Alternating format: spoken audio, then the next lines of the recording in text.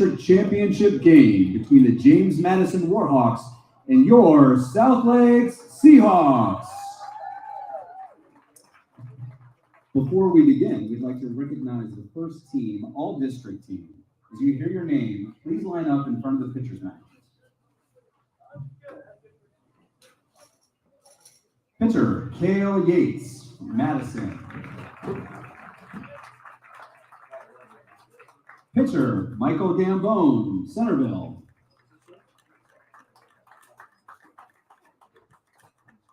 Pitcher, Campbell Short, South Lakes.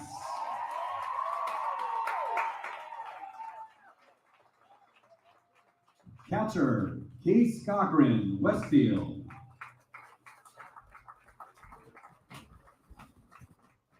First base, Nico Papapanasiu, Madison. Second base, Henry Navario, Madison. Third base, Nick Kaywood, Chantilly.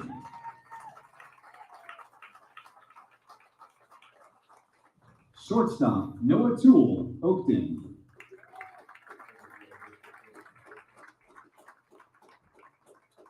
Outfielder, Carter Tuft, Madison.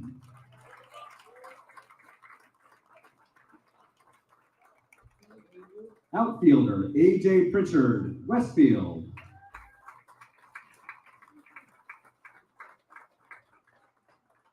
Outfielder, Rocky Green, South Lakes.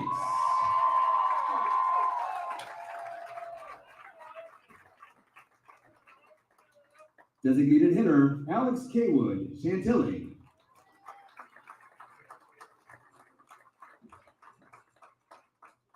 Player of the Year, Noah Toole, Oakton.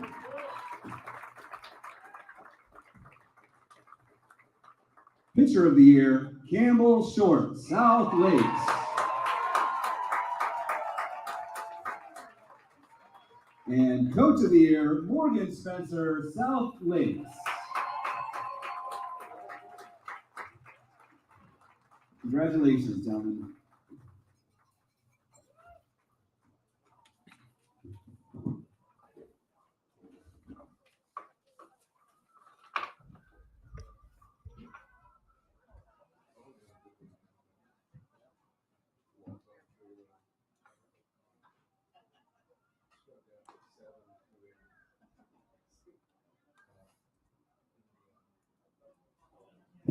Give them another round of applause.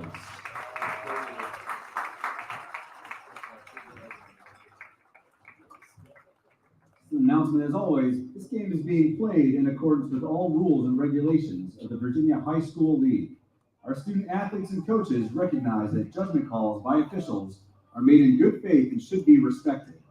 Spectators are reminded that good sportsmanship and appropriate behavior are expected at all times. Whether as a fan, a player, or a coach, remember that you represent your school.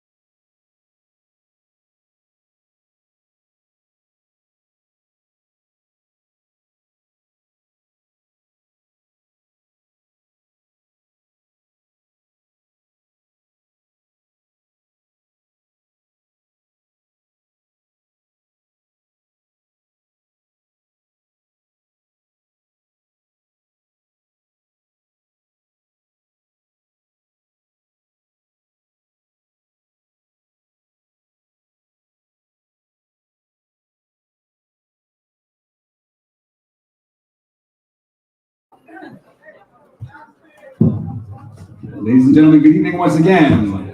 Beginning the game, now the starting lineup for the James Madison Warhawks. Batting first, playing center field, number 5, Cord Yates. Batting second, playing second base, number 12, Henry Navarro. Batting third, playing third base, number 1, Cale Yates. Pitching this evening, batting fourth, number 29, Nathan Condrell. Batting fifth, playing first base, number 25, Nico Papathanassiou. Batting sixth, playing right field, number 10, Carter Tuft. Playing shortstop, batting seventh, number 13, Chase Dorsey. Batting eighth, in left field, number 21, Daniel Kaloran. Batting ninth, behind the plate this evening, number 4, Kyle Tyrell. Head coach of the Madison Warhawks is Mark Dorman, assisted by Justin Counts, Dane Charnecko, Matt Sedlock, Brent Weiss, Robbie Robeson, Joe Carter, Ken Tyrell, and Sarah Johnson. Please welcome the rest of the Madison Warhawks. And now, the starting lineup for your South Lakes Seahawks. Leading off, playing first base, number 5, Owen Wojciechowski. Batting second, playing shortstop, number 4, CJ Kemmerer. Batting third, playing right field, number 9, Rocky Green. Batting fourth, playing third base, number 15, Cam Johnson. Batting fifth, your designated hitter, number 12, Colin Rutland. Batting sixth, in center field, number 3, J.P. Neves. Batting seventh, playing left field, number 7, Brandon Willis. Batting eighth, playing second base, number 10, Keegan Porter. Batting ninth, playing catcher, number 14, Blake DeHouse. And pitching this evening, number 23, Noah Tyler. The head coach of the Seahawks is Morgan Spencer, assisted by Chris Cochran, Galvin Morris, and Walter Lansman. Please welcome the rest of your South Lakes Seahawks. Everyone, please rise, focus your attention to the flag at right center field, and remove your hats for the national anthem.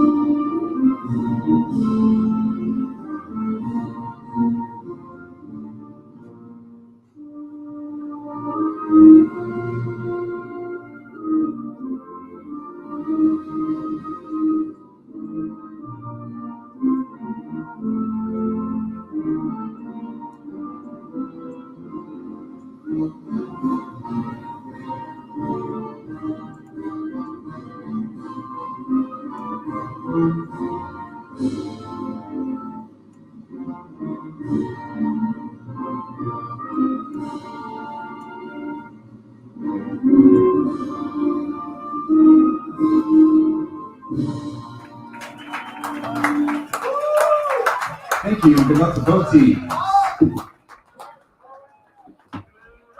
Live from the booth amidst light rainfall here at South Lakes High School, we are live for the Concorde District Final. The Warhawks on the road looking to make it back-to-back district titles as they try to repeat the Class 6 state title, their 6th in school history that they achieved last year. They'll be taking on South Lakes, a team that they have split with this season. Most recently got a victory against South Lakes in the regular season finale. They'll be back and hungry to try to get 2 straight district titles. South Lakes has not won a Concorde district title since moving to the district 3 years ago. They'll be looking to change that here.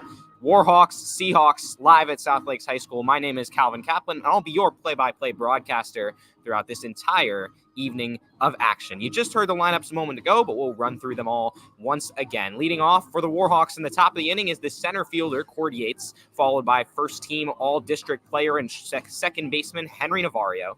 After that, it's the third baseman, also first-team all-district, Cale Yates. In the cleanup spot, the pitcher, also hitting as a designated hitter, Nathan Tundrell. Nico Papathanasiou, the first baseman, first-team all-district, is hitting fifth. And the Warhawks' fourth first-team all-district player, Carter Tuft, in right field, hitting sixth. Chase Dorsey, the shortstop, is number 7, followed by Daniel Kaloran, the left fielder, and then Kyle Tyrell, the catcher, hits ninth. This is the exact same lineup they used when defeating South Lakes 11-2 in the regular season finale. For South Lakes in the field, Brandon Willis, J.P. Neves, Rocky Green from left to right. In the outfield, Cam Johnson, C.J. Kemmerer, Keegan Porter, and Owen Wojciechowski from left to right. In the infield, Blake DeHouse is catching, and on the mound is the tall, lanky Noah Tyler, the same pitcher that South Lakes trotted out there in their last matchup against Madison.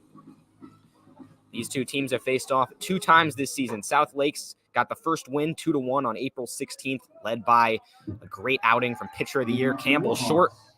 They fell 11-2 in the regular season finale. Lost their last 2 games of the regular season, but defeated Centerville 3-0 to make this Concorde District Final. The Warhawks coming off a 5-1 win against Oakton, which was their first win against Oakton all year. Warhawks dugout making some noise as Madison looks to improve to 14-9 on the year. And stepping in the top of the first is Concorde Yates, the senior center fielder, against Noah Tyler. The first pitch high off the glove of DeHouse and to the backstop, ball 1. Count is 1-0. Yates against Tyler. Tyler working quickly already into the next one, and the pitch is on the outside edge for a called strike. Count even at 1-1. Yates has been a consistent contact hitter in this spot. Had 2 hits last game, including a double, as Madison defeated Oakton by a score of 5-1. That one's fouled into the screen. Count is 1-2. Tyler working quickly, throwing heat, trying to retire the senior center fielder who took a year off of baseball his junior season, came back, played 2 sports, was the starting wide receiver as well as the starting center fielder and at times second baseman. As he chops that one foul in to the backstop. Again, some light rainfall. Both teams have had a problem with some postponements this year due to heavy rain in late April and early May, but in fact, the last Concorde District semifinal games had to be played at a separate turf field for both teams, as the 1-2 is hit hard down the third baseline, just foul, tracking toward the foul fence. Still 1-2 as Yates fights to stay alive. And again, some late rainfall here, but not enough to get this game moved or postponed by any means. The teams are out there as it drizzles. The 1-2, Yates keeps fighting at the dish, getting that long at-bat continued as he fouls it off over the screen out of play. 1 ball, 2 strikes, no outs, top of the first inning. Warhawks nothing, Seahawks nothing. The wind and the pitch, swing and a miss on a breaking ball in the dirt. Yates gets retired. Strikeout number 1 for Noah Tyler, and Henry Navarro is next. Next up, number 12, Henry Navarro. Navarro had a couple RBIs last game, 1 for 4 at the plate. And he's seen time at shortstop and second base this season, playing at second today with Chase Dorsey at short. Line in the pitch.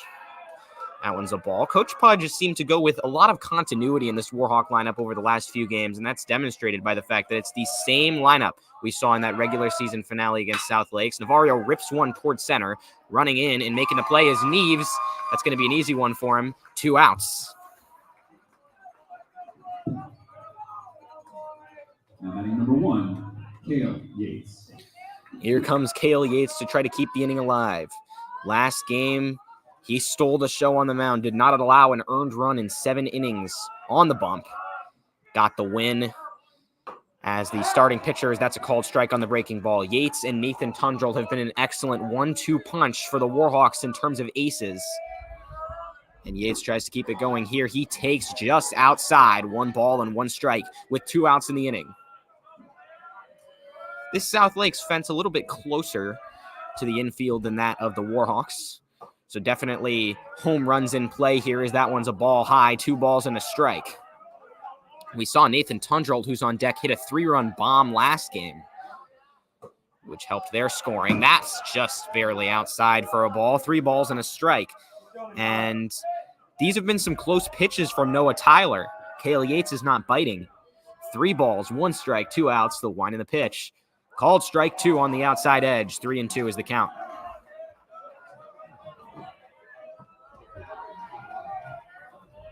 Count full, 2 outs. Noah Tyler trying to make it a clean 1-2-3. Swing and a miss. He does it. So 2 strikeouts for South Lakes in the top of the first. And this team had a slightly rougher ending to the regular season, has bounced back nicely in the playoffs. We go to the bottom of the first. No score. South Lakes will be coming up after this.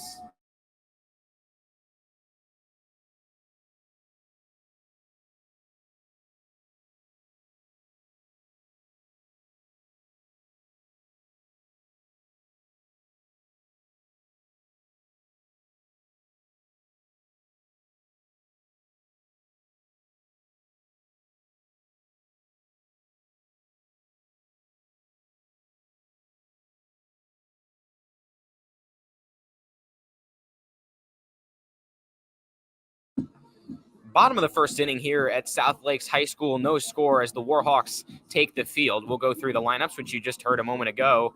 For South Lakes, leading off is the first baseman, Owen Wojciechowski, followed by the shortstop, CJ Kemmerer, hitting number 2. The number 3 hitter is Rocky Green in right, followed by Cam Johnson at cleanup and also at third base. Colin Rutland, the DH, is hitting 5th. He is not in the field today. JP Neves is 6th in center. The left fielder, Brandon Willis, is number 7. Keegan Porter, the second baseman, is 8th.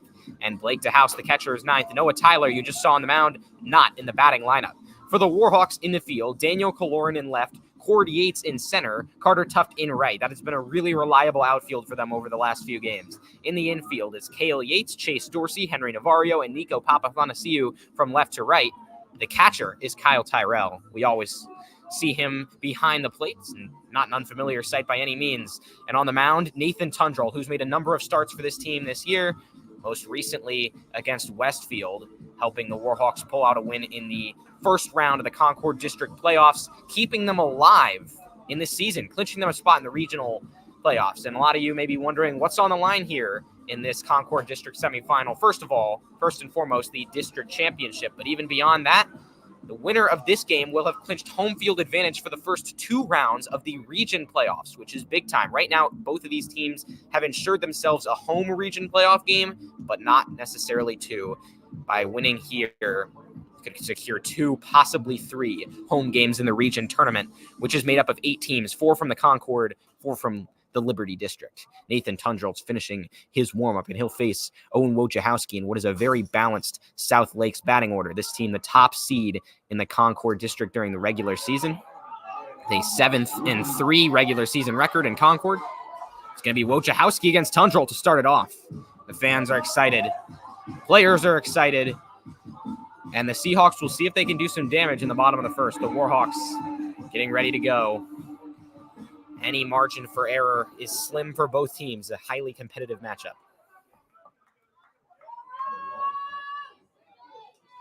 So Tundrell goes to step up onto the mound. And it's something Coach Pudge has talked about time and time again. Anybody in this district can beat anybody. We've seen the worst team in the district beat the best team in the district by a lot. And vice versa this season. Anything could happen here. Tundrell winds and throws. That one skips in the dirt and wild. You don't normally see him start a game off like that. 1 ball and no strikes. Bottom of the first, no score at South Lakes High School. This is the first away broadcast here on the YouTube channel that we've done this season. Of course, for this district title game, the Warhawks' next matchup will be a region quarterfinal that they host. That should be broadcasted on here as well. Keep an eye out for more information on that, as that one's popped high in the sky. Took an eternity to get down to Henry Navarro for out number 1. Check the description, of course, for more information about broadcast details. Now CJ Kemmerer, the shortstop, is going to step in after Wojciechowski skied one to second. So Kemmerer, the left-hander, facing Tundrell, who throws with his right hand, bats on the left-handed side. Comes set at the belt, winds and throws. Called strike at the belt, 0-1. No hits so far, no runners on base for either team.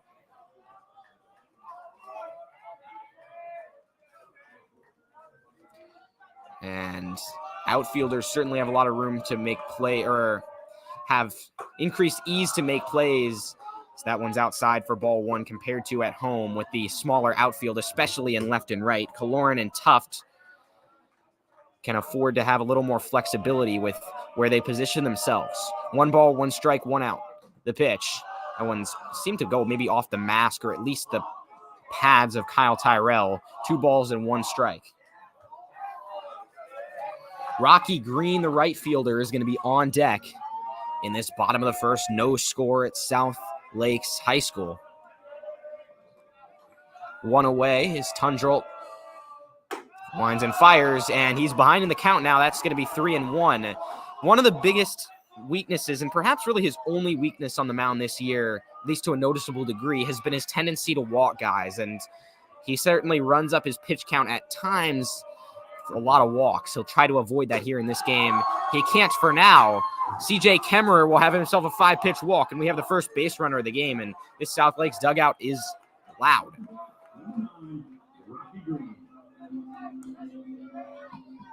The right fielder, Rocky Green, steps up. The runner on first and 1 out. And as the walk-up music plays, Kaloran backs up in left. Try to play against the power of Green. South Lakes in the green uniforms with the white pants. Blue and white trim. Warhawks, black tops, white pants. The first pitch, Green pops it foul. Looks like it's going to go out of play. 0-1 as Tundrolt stalks back to the mound. The shift is in effect, at least to an extent. Navarro playing toward the outfield grass, shifted toward the second base bag from his second base position. He now creeps in. That one is a called strike. Chase Dorsey at shortstop shifted far more toward the third base bag than the second base. 0-2 with 1 out. It's going to be Tundrolt against Rocky Green. Wojciechowski off first. The wind in the pitch, way high and outside. And that's still 1-2 now, as keeping it alive here is Green.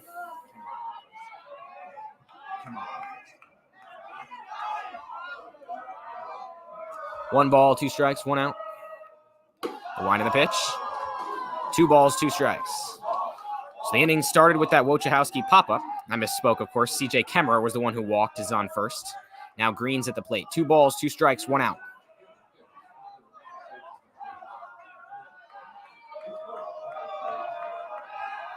Throw over. Papathanassiou puts down the tag. Kemmerer's back safely. Green steps out of the box. 2 balls, 2 strikes, 1 out in the inning. Kemmerer goes the pitch. Called strike 3. Throw is there. Tag is just late. Kemmerer seemed to slip a bit as he was trying to run for second, but he does get into scoring position with 2 outs. Green is retired, and it's up to the cleanup man, Cam Johnson.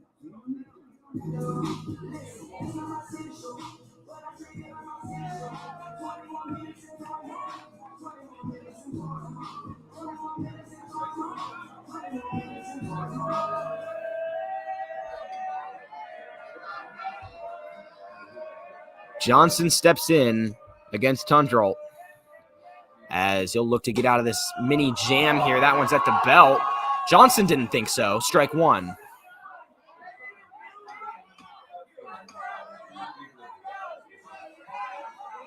South Lakes dugout urging Johnson to refocus there after the borderline call. 0-1 as Tundrolt comes to the belt again. Creeping into the bag is Navarro. Winding the pitch. Kemmerer dancing off the bag. That one's outside. 1 ball and 1 strike.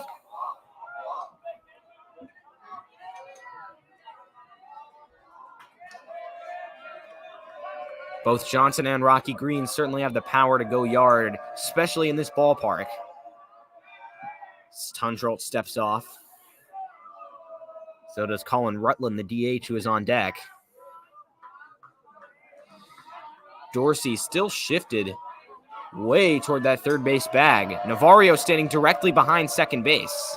He creeps in. The 1-1. Swing and a miss. That is a tough pitch to hit. Breaking ball from Tundrolt makes it 1-2. And Johnson was flailing at it early. 1 ball, 2 strikes, 2 outs. Bottom of the first. No score in this Concorde District final. The Warhawks looking to make it back-to-back Concorde District titles. South Lakes looking for their first in 3 seasons as a member. The pitch. Chopped foul into the backstop. Warhawk, member of the dugout, Hector Roscoe, goes to get it. Throw the ball back. 1-2 with 2 outs. Tundrell against Johnson. Kemmerer is the one standing on second.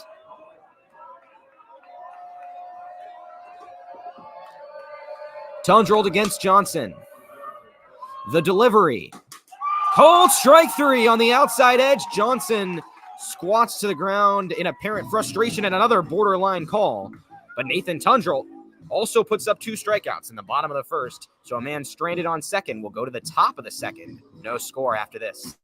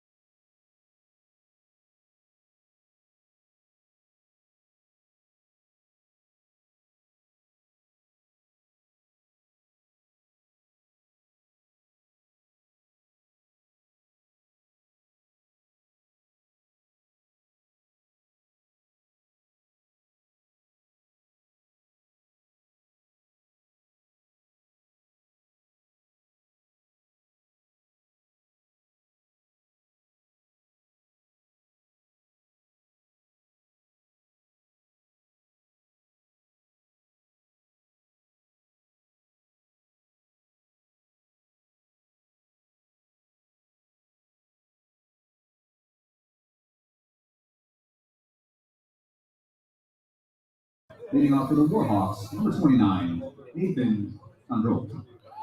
So Nathan Tundrell, the DH, and starting pitcher steps in to start the top of the second. No score with the lights on here at South Lakes High School.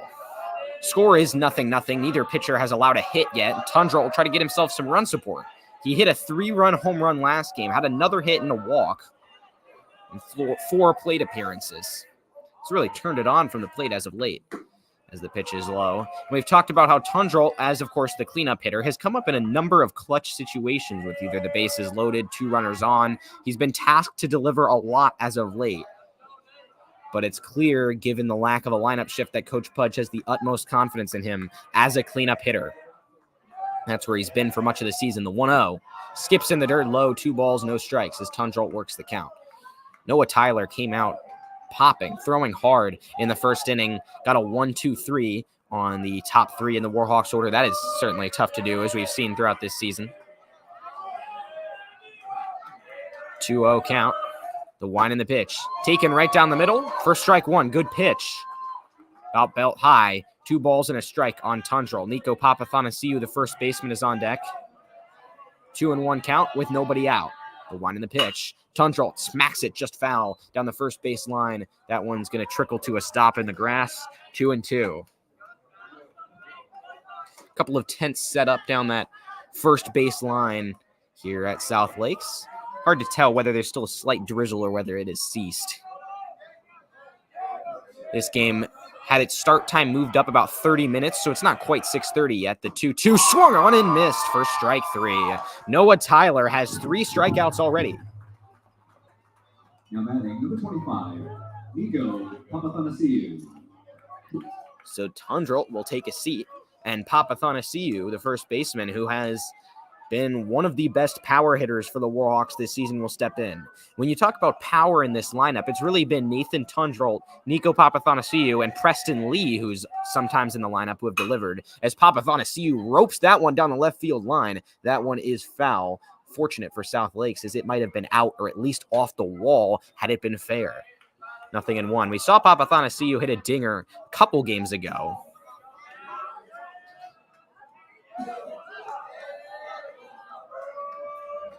As the 0-1 pitch is just inside. 1 ball and 1 strike. That home run was a 3-run bomb, and it was actually against South Lakes in the season finale for the regular season at Madison High School. Tyler working quickly. Papathanassiou takes. Count is 2 balls and a strike. 1 out the pitch. That one, Papathanassiou almost got over it. That one hit the top of the fence and popped its way back down, I believe.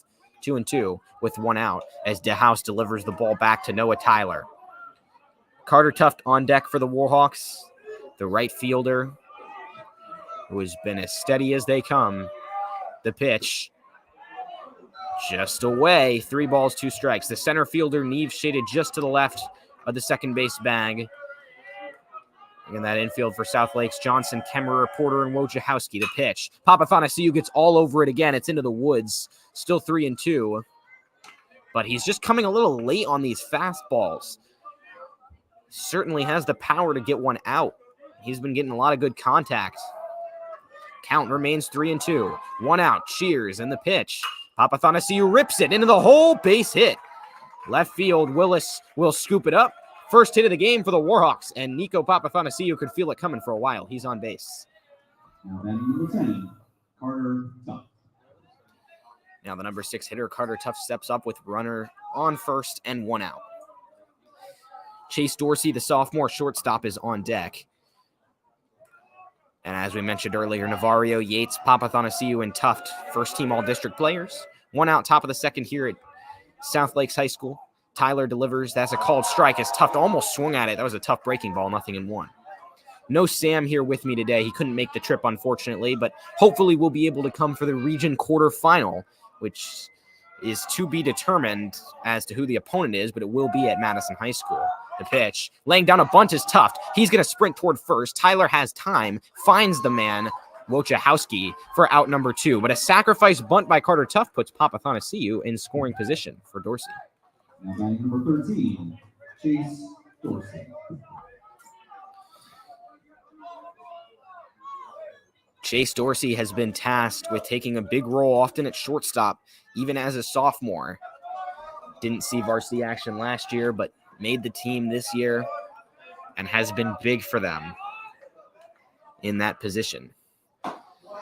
Called strike on the outside corner. We saw Dorsey in the starting lineup primarily at the start and the end of the season. In the middle of the season, he didn't see much playing time, but Coach Budge had confidence in him, put him back, and Dorsey has contributed in a big way. 0-1, swing and a miss on a looping breaking ball, a curve into the dirt. 0-2. Noah Tyler has been really lights out so far on the bump.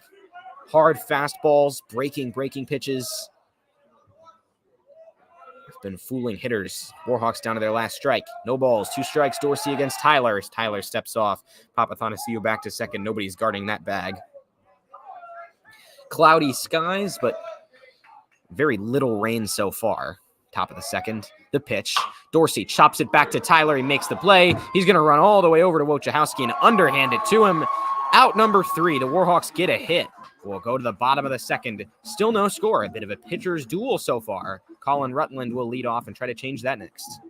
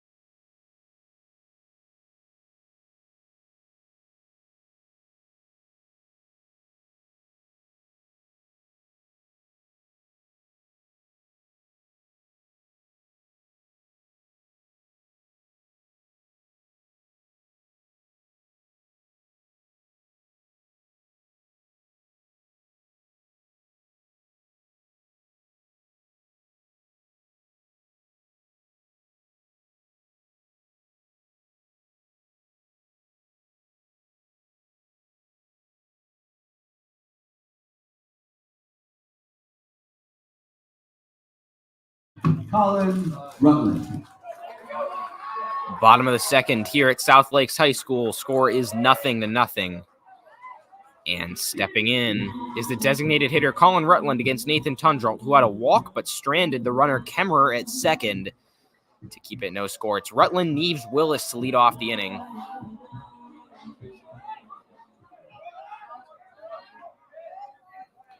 And now Rutland is going to step into the box.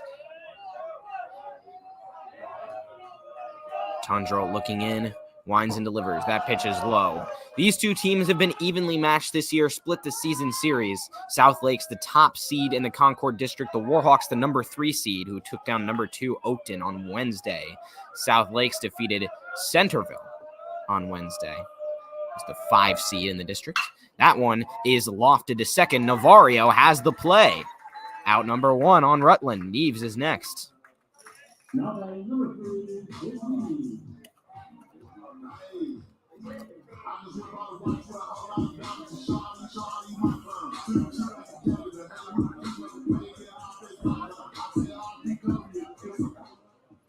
Now JP Neves steps up with 1 out. Nobody on as Tundrell retires the first batter despite a hard hit ball. The wind in the pitch. Called strike 1 against Neves, the center fielder, who's looking to get something going here. Maybe the first run of the game for South Lakes in the bottom of the second. 0-1, 1 out. As Tundrell looks in. The wind in the pitch. That one's high, ball 1.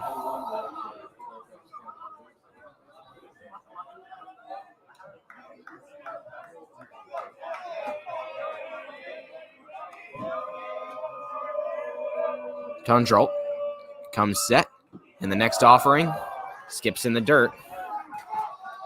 So it's going to be low, 2 balls and a strike. And again, getting some hitters counts here is South Lakes, trying to run up Nathan Tundrell's pitch count.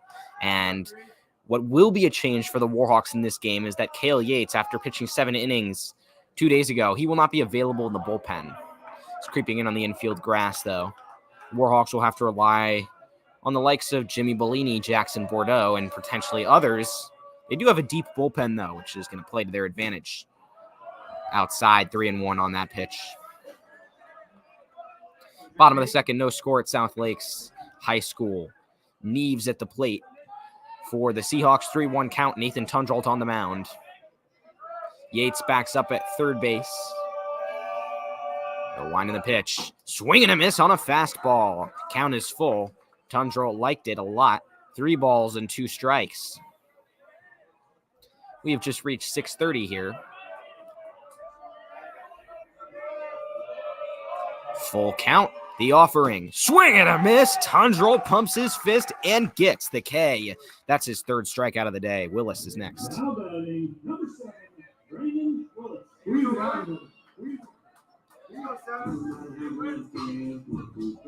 Brandon Willis, the left fielder, stepping up now for his first time today. He will step into the box. Keegan Porter, the second baseman, on deck, hoping to hit.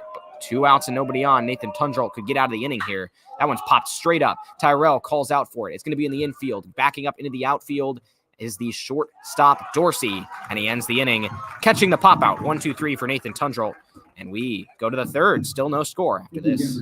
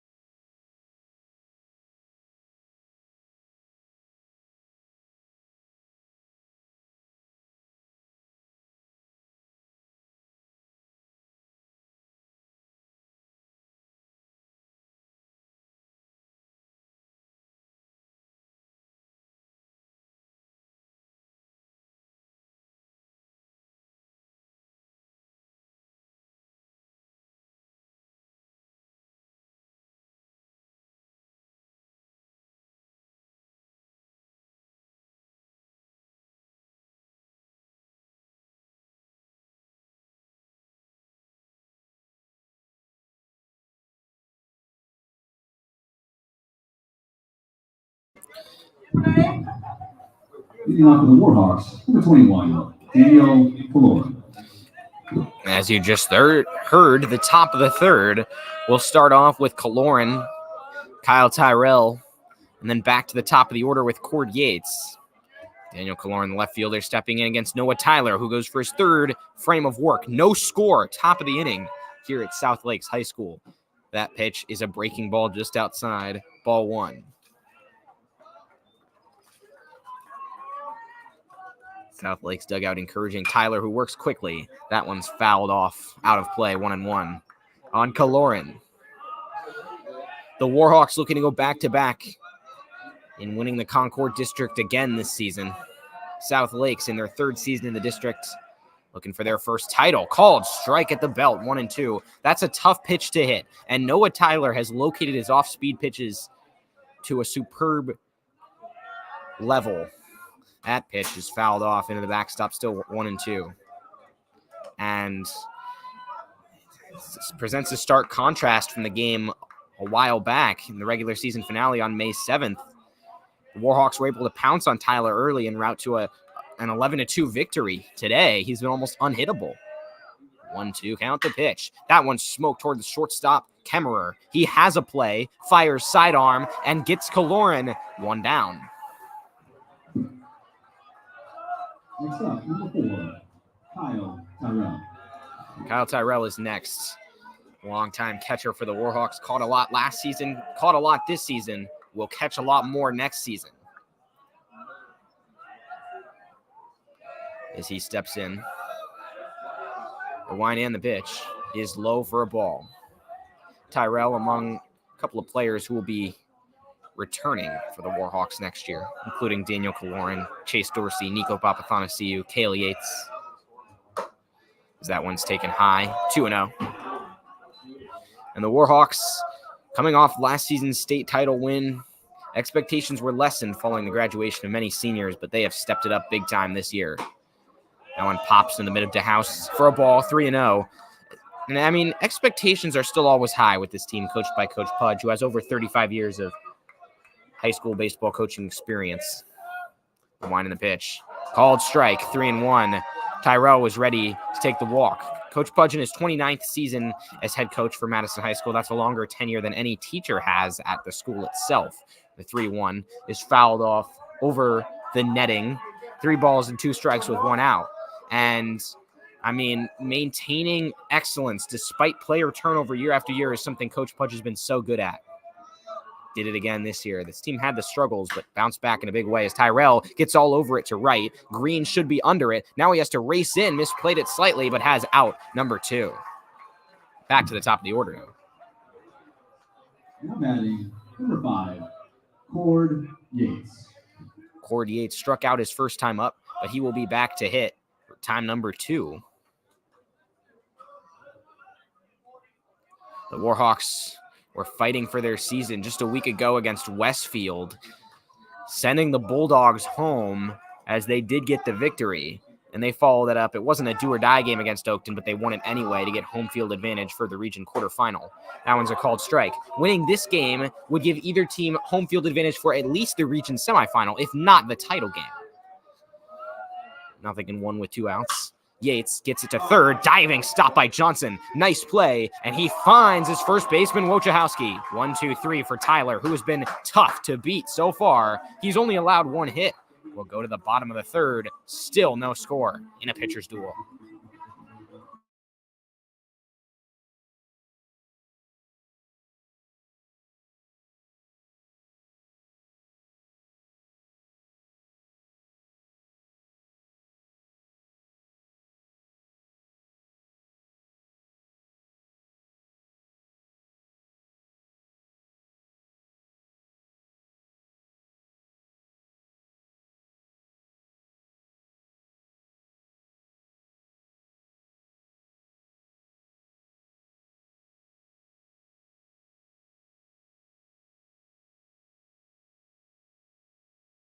The bottom of the third will begin with Keegan Porter in just a moment.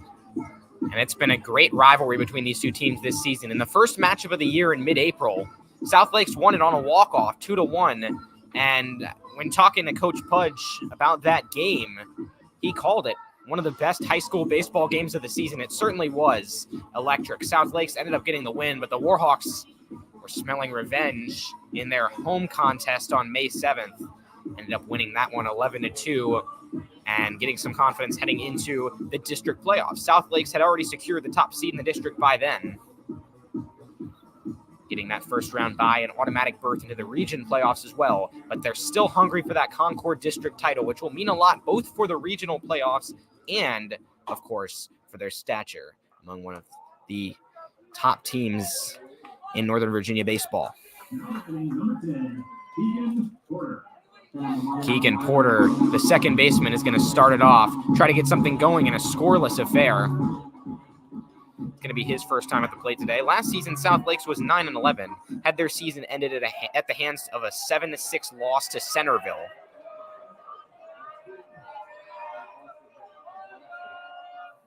That first pitch is just low, ball one. This team led by head coach Morgan Spencer, who's been in his position for about a decade.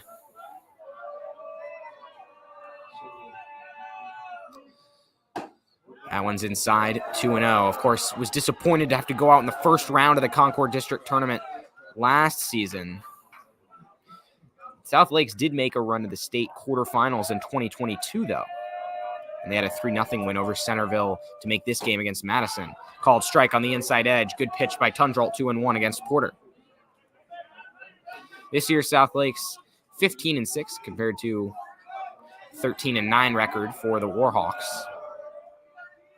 Line in the next pitch, high, 3-1.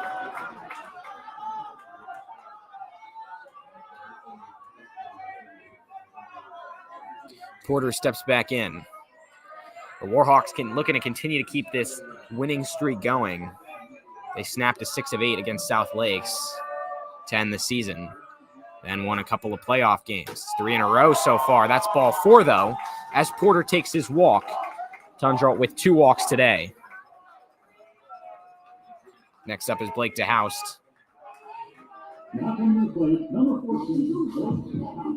But the Warhawks have now won 3 in a row. And Coach Pudge has also spoken about the record for the Warhawks, which of course isn't bad, but maybe not quite up to his usual excellent and lofty standards. We know he's said in the past in interviews that he can't sleep after losses, and he remembers every single one of them. And now as Blake DeHouse steps in, the Warhawks will look to continue to battle. But he's talked about how his team has continued to grind and stick to what they're good at. Keep a positive mindset. They're upset about their lack of wins at times, but that they're just doing their best on the field, of course, every single day. It's always good to funnel that frustration into good baseball. Tundralt with a runner on first and nobody out. DeHouse pops it up. Tundralt calls, makes the catch. 1 away. Porter stays at first.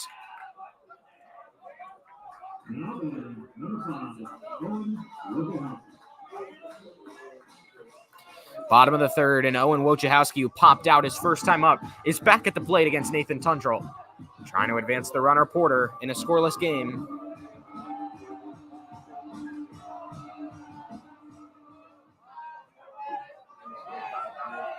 Tundralt comes to the belt.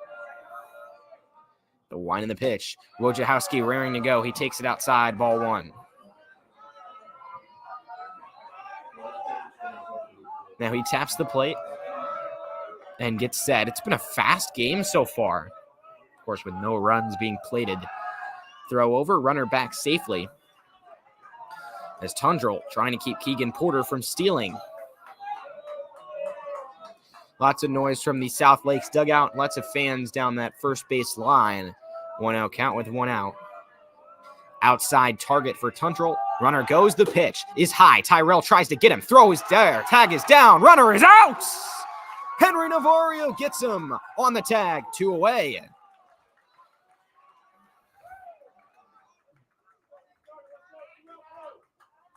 So Porter gets caught stealing as Kyle Tyrell, a demon behind the plate. And now Wojciechowski is tasked with keeping the inning alive, albeit with a 2-0 count. The wind of the pitch. way high, 3-0. This is something we don't often see from Tundra. We talked about his struggles with accuracy at times, but he's had about 3 different pitches that were just way out of the zone, and it's uncharacteristic for him to miss it that badly. Of course, maybe just some jitters in starting a Concorde District title game. He's been good otherwise. So that pitch is right down the middle for strike 1. And no matter how you get there, you can't really complain with 2 2/3 scoreless innings, as it's been so far for Nathan Tundrell. Outfield shallowest in right, where Carter Tuft stands. The 3-1 in the dirt. Ball 4, third walk of the game for Tundrell. Number 4, CJ Kimmerer. CJ Kemmerer had one of the walks back in the first inning. He also stole second. He was the biggest threat to score so far for South Lakes. The left-hander now steps in with 2 outs, and the runner, Wojciechowski, on first, reaching base for the first time. Looks like the sun is shining on Cord Yates in center field. It's coming set is Tundrell. He winds and he throws. High, ball 1. 1 ball and no strikes against Kemmerer. All the South Lakes players standing in the dugout. Rocky Green, the right fielder, on deck. 1-0 count and the pitch. Just at the belt for a strike. 1-1. One might have been a touch above the zone. The umpire thought otherwise, though, as Tundrell delivers a good pitch to even the count. Now the set for a 1-1 count. 2 outs. Runner stays. That pitch fouled in the woods. 1-2.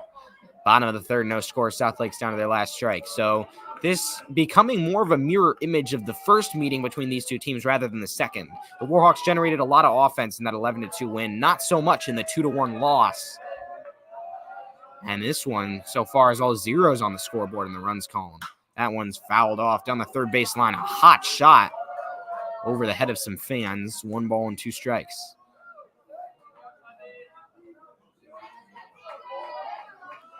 Of course, every ballpark has its quirks, and for South Lakes, it's those lower fences down the first and third base lines. For the Warhawks, it's the fact that the first base line, is that one strikes Kemmerer in the back, putting 2 runners on, 2 outs, and the fourth base on balls for Nathan Tundrell. Rocky Green will step up. But of course, for the Warhawks down that first base line, the fence is high, but it's positioned right by the parking lot, so you often see foul balls going into cars. Now Nico Papathanassiou giving a pep talk to Nathan Tundrell. Rocky Green, the third hitter, has Daniel Kaloran backing up just as he did last time. Tundrell has not allowed a hit, but has 3 walks and a hit by a pitch allowed so far. 2 outs, runners on first and second, and he'll step off. Cam Johnson, the third baseman, hoping to get up on deck. This is the best chance for either team so far. Runners on first and second with 2 outs, bottom of the third, no score at South Lakes High School. Tundrell looks in, sets against Green, who struck out his first time up. The offering is hit hard to right, base hit. Tuft is going to have to track it and keep a run from scoring. Rounding third is the runner, Wojciechowski. Throw comes home, tag is too late, and Wojciechowski takes the run. It's 1-0 Seahawks.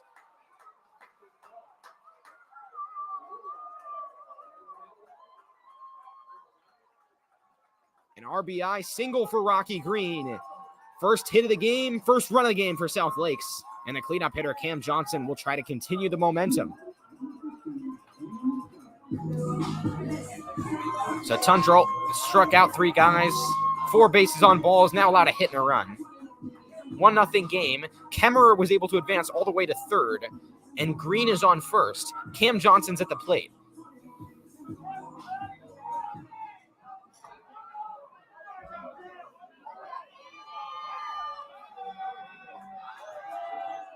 Now a meeting at the mound as Tyrell goes to talk to Tundrell with runners on the corners.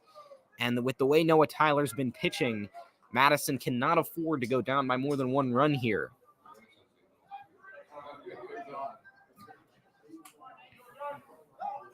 And last season, of course, for the Warhawks was a dream season. A number of walk-offs, a state title win, 23-5 record. This season at 13-9 hasn't been quite as magical, but it's still been good. Warhawks have been competitive, beaten some great teams, including this South Lakes squad on May 7th. Swing and a miss. Johnson can't get to it. Nothing in one. And a battle of two great coaches here. Morgan Spencer, Coach Pudge, going at it. He faced off a number of times. Nothing in one with 2 outs. Johnson against Tundrell.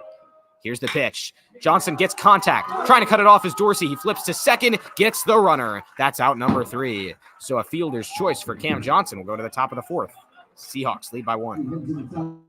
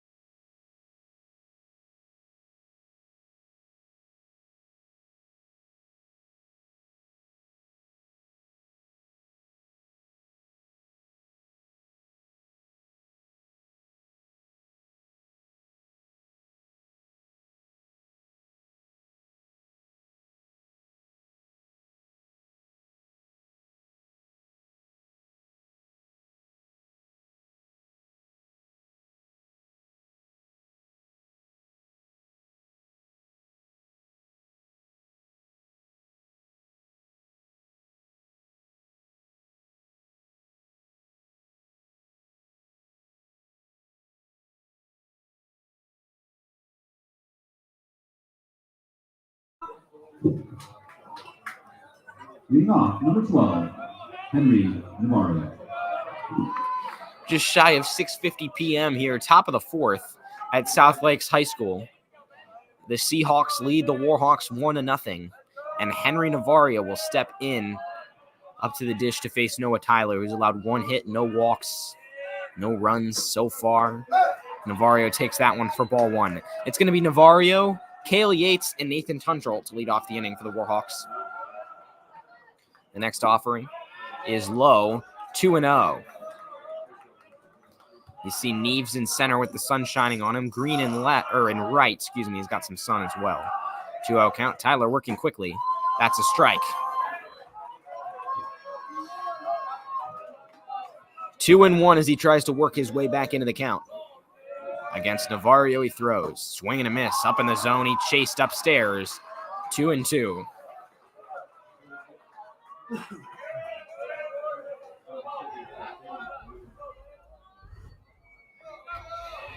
The 2-2. Navarro gets a weak one, dribbled over to second. Porter has it, throws to first, and gets him just in time. Navarro was hustling but couldn't get there. He's 0 for 2. Yates is next. Now batting, number 1, Cale Yates. And not only has Noah Tyler pitched well, he's kept the pitch count down. I mean, at this rate, could absolutely go the distance in this game, which would be huge for South Lakes. Now Yates, who struck out his first time up, is in the box. Speaking of going the distance, he did that against Oakton. Didn't allow an earned run. 1 ball, no strikes. Throw back to Tyler at the mound now.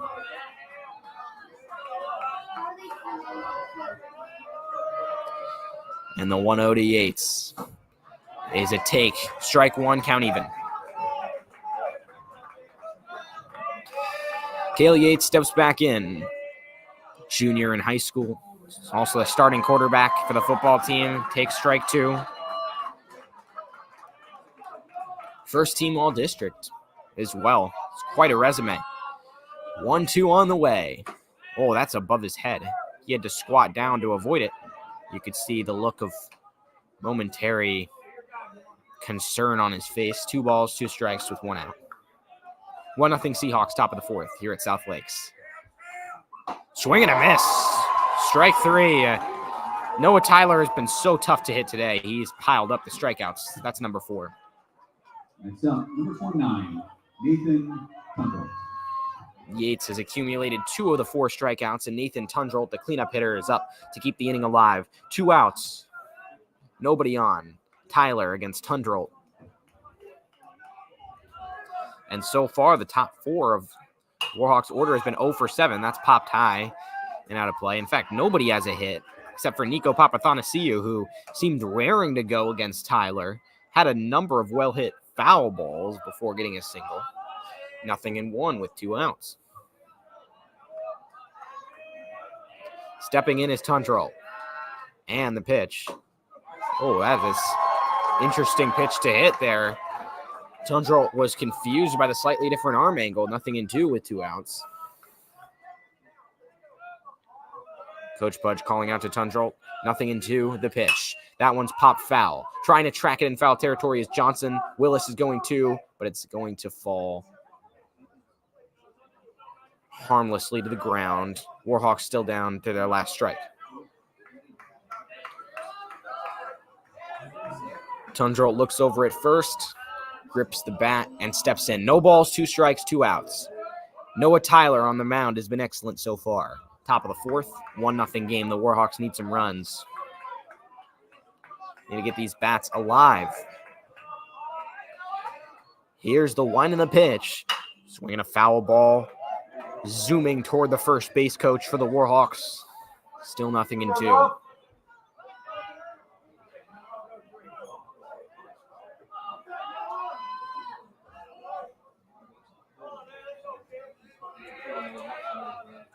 No balls, 2 strikes. The pitch.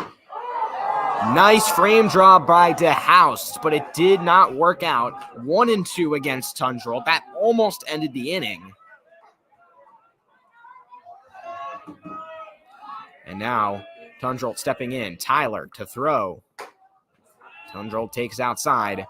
2 balls, 2 strikes, 2 outs. Top of the 4th, nobody on. It's been a 1-hitter so far for Tyler. Infield back, and the pitch popped straight up in the air. DeHoust wants to see if he has a play. He does not. Somebody blew a bubble. It's still flying on the field. Third base side. Still going, flying high in the air above the Warhawks dugout. 2 balls, 2 strikes, 2 outs. This one still going. Might have just popped against the netting. Tyler against Tundrell. 2-2. The pitch is a cold strike, 3 at the knees. What a pitch by Noah Tyler, who has been on point. 5 strikeouts today. We go to the bottom of the 4th. South Lakes will try to add to their lead.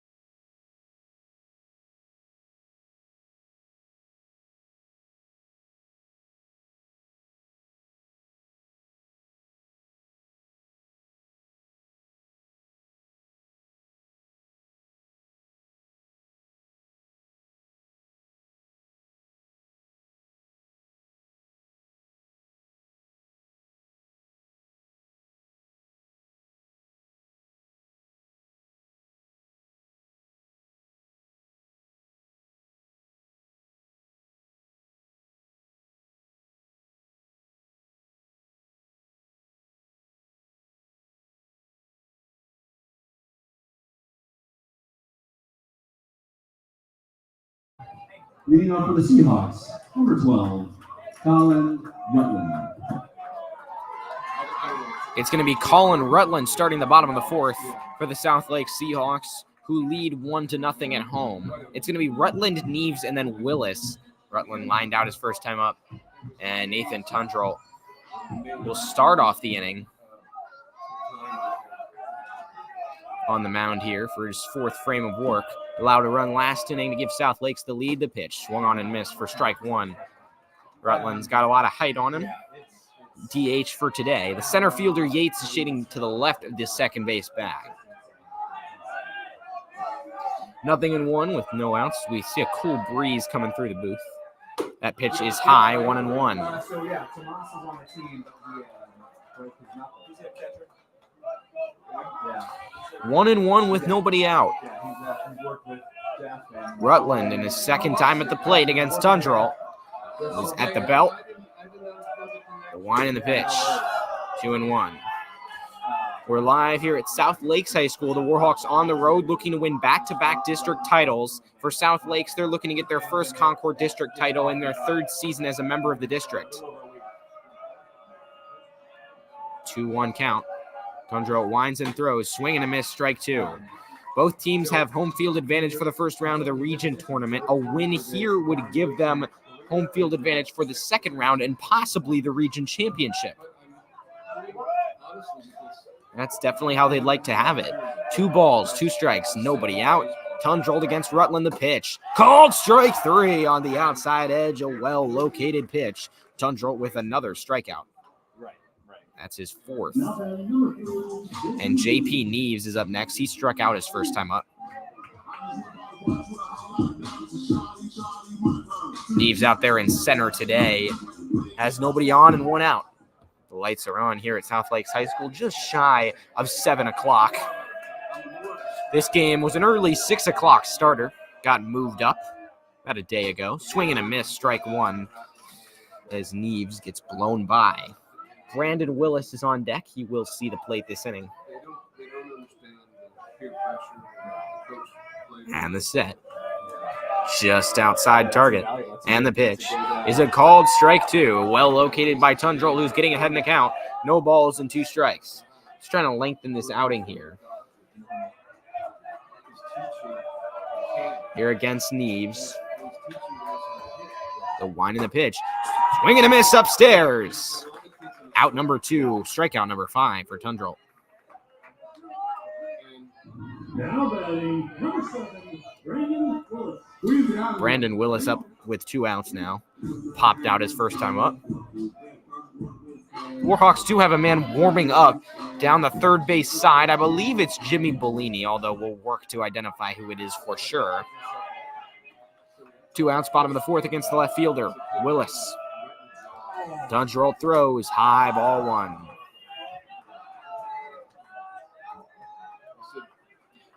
Willis popped out in the second.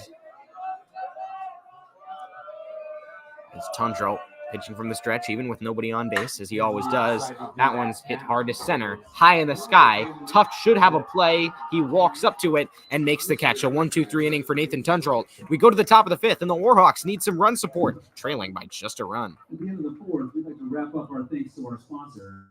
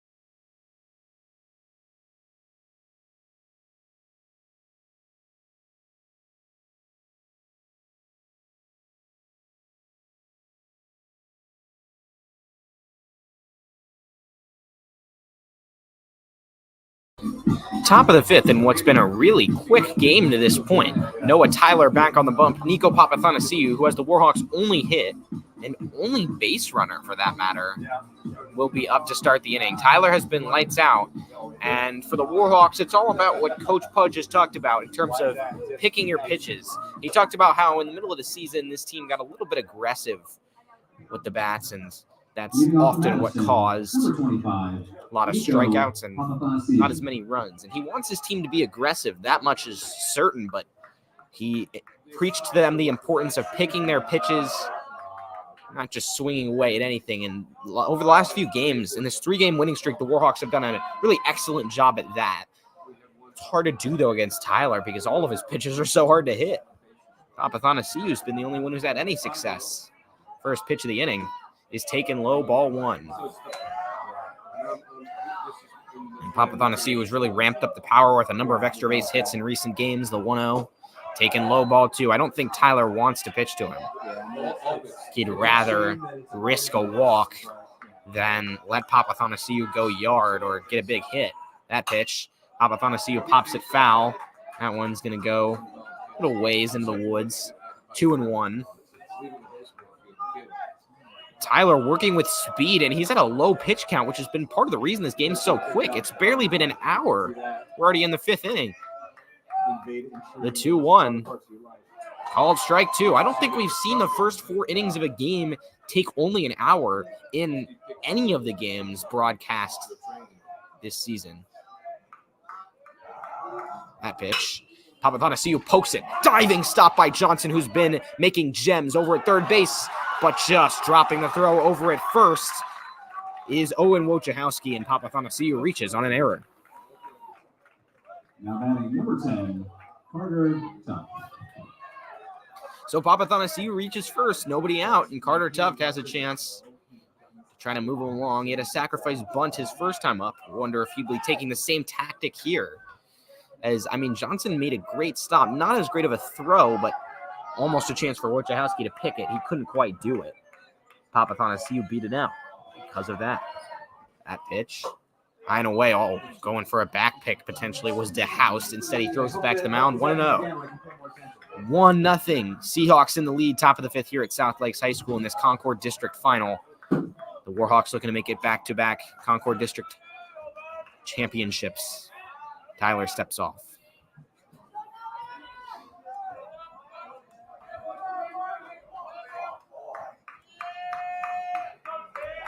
Now Tyler delivers. Tough takes. Throw over to first. Papathanasiou has to dive back. It looks like he would have made it pretty safely if he had taken even slightly less time there.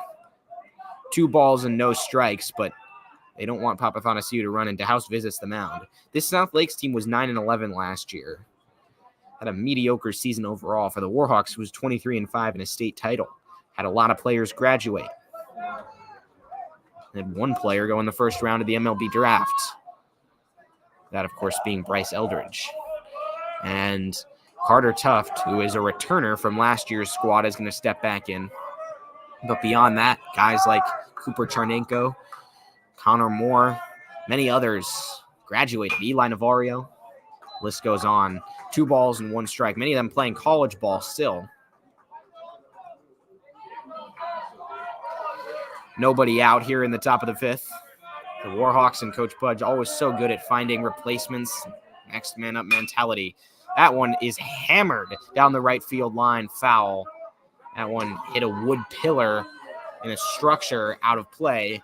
2 balls, 2 strikes, nobody out. Warhawks dugout making some noise. They can smell a potential big inning here as they look to turn the tide in their favor on the road. 2 balls, 2 strikes, nobody out. Papathanasiou off first. He's reached base both the times he's been up. No other Warhawk has reached base today. Tyler throws. Cold strike 3. Tuft throws his hands up in disgust. A bit of a delayed call from the umpire on a pitch that was just borderline. And Coach Pudge is calling out something. He is hot.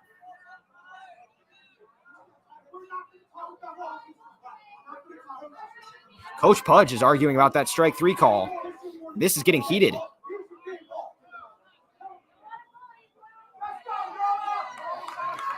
My goodness, that was a heated confrontation at the plate after a borderline call. Coach Pudge more displeased than I think we've seen him all season.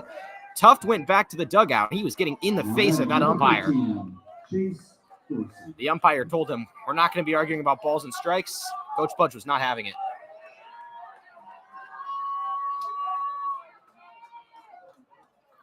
Dorsey grounded out his first time up, and that call certainly borderline. Coach Pudge now cheering out to his players instead. That one's a called strike one. And we've seen a couple of those, I would say, that were just up in the zone called strikes. That one was not only on the outside edge, but a little bit high. Hard to tell if it was exactly in the zone or not. It's a judgment call at the end of the day. 0-1 in the pitch. At one similar spot, called strike two.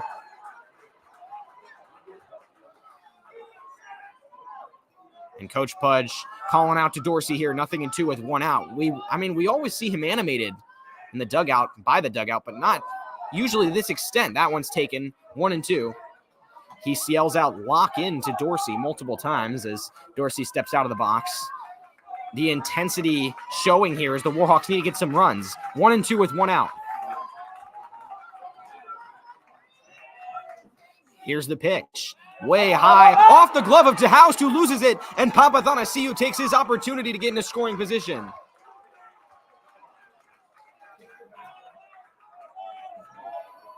Coach Pudge still talking to Dorsey, imploring him to get a big hit here. 2 balls and 2 strikes.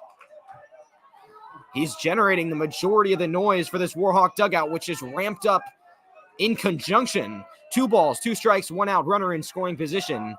The wind in the pitch, popped up high, foul territory. Trying to track this Wojciechowski toward the dugout. He has the catch. It's a foul out, so 2 outs in the inning. Dorsey's 0 for 2.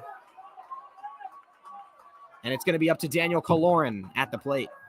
Batting, number 21, Daniel Kaloran. Kaloran grounded out his first time up. Has Nico Papathanassiou standing in scoring position. He would be the game-tying run. 2 outs in the meeting at the mound.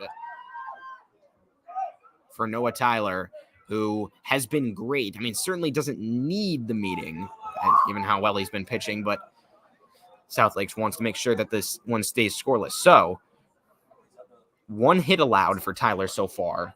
Papathanassiou reached first on an error. That's been it. Every other Warhawk has not only not gotten a hit, they haven't reached base.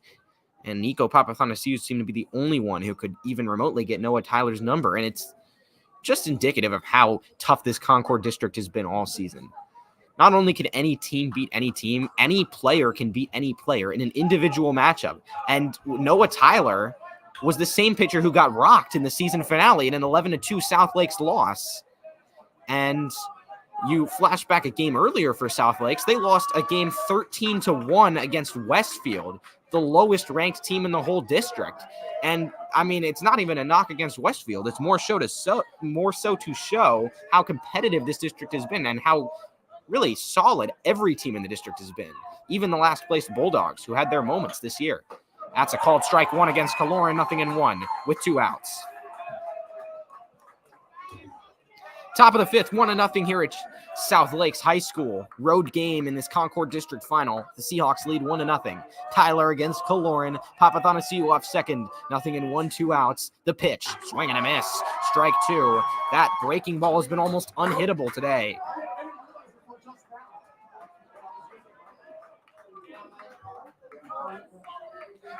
Kaloran now steps back in. Noise from the Warhawk dugout. 0-2, 2 outs. Kaloran against Tyler. Stepping off is Tyler. He's got Papathanassiou in a pickle. Tag is down. Runner is out. And that's going to end the inning. So Papathanassiou is out trying to steal third base. That strands Kaloran at the plate. And Noah Tyler has allowed 1 hit through 5 innings, has had one of his best outings of the season. We go to the bottom of the 5th. South Lakes will try to extend their lead after this.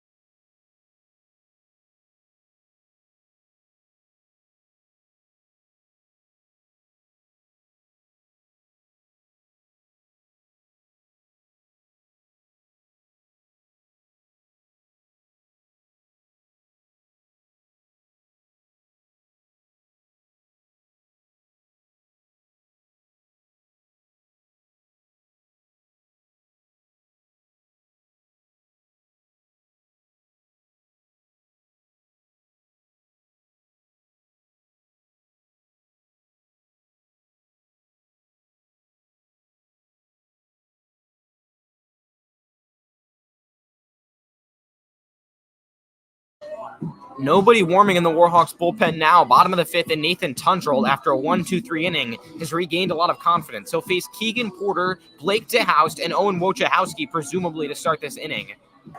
1-0 South Lakes lead. The only run came on an RBI single from Rocky Green back in the third that brought home Wojciechowski. Porter walked his first time up and stole second. He'll try to get something going. What has been a pitcher's duel. Noah Tyler has been the story of this game. 1 hit allowed. Nathan Tundrell has allowed a few base runners and a run, but has been effective throughout the season and overall pretty effective in this game as well. In most other games, the Warhawks would have the lead, but this is not like most other games. It's the Concorde District Final. Keegan Porter to face Nathan Tundrell as the intensity continues to ramp up in the bottom of the fifth. Here's the pitch. That one's popped up foul. 0-1. Keegan Porter against Nathan Tundrell. Tundrell winds and throws. That one is popped foul as well. 0-2 count.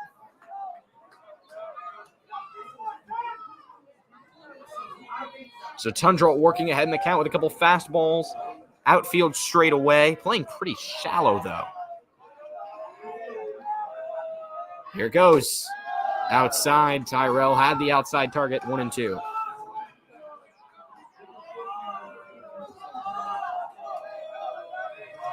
The only run came in the third. That was for South Lakes in the bottom of the inning. Here's the 1-2. Popped high. Navarro might have a play. Papathonasiu has a play actually in foul territory. He makes the catch. Out number 1. Now comes to the plate, number 14, Blake DeHouse comes up. He popped up his first time out. He actually, I believe, had the bunt attempt that was popped right to Tundrell. So, through 4 1/3 for Nathan Tundrell. There's a Warhawk pitcher standing in the outfield next to 2 coaches in foul territory. So we'll see if they make a bullpen switch soon. But for now, Tundrell continues to be effective. He'll get DeHouse to the catcher with 1 out. Infield, relatively back except for Cale Yates, who's in on the grass at third. The pitch is popped, a blooper to right. Tuft has a long way to run. He dives, he can't get it. It gets past him. This could be extra bases. DeHouse heads to second. It's cut off by Navarro. That throw skips in too late. Blake DeHouse has a single, gets to second on a misplayed ball. And South Lakes has a runner in scoring position with 1 out.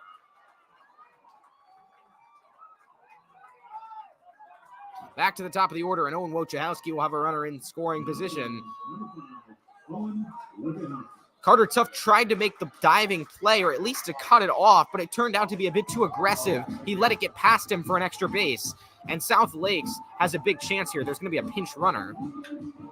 It's going to be Oliver Connell to pinch run at second. Number 8, Oliver Connell. So DeHouse, the catcher, gets to head to the bench. And the pinch runner, Connell, coming in for some speed and to replace DeHouse, who will get ready to catch the next inning. Wojciechowski has a pop out and a walk. 1 out, runner on second, the pitch. Is it called? Strike at the knees, 0-1. Seahawks 1, Warhawks 0. Battle under the lights just past 7:15 in the bottom of the fifth. In this Concorde District Final. 0-1 with 1 out. The wind and the pitch. On the outside edge, called strike 2. Good pitch from Tundrell. That just catches the plate. Wojciechowski behind the count trying to stay alive.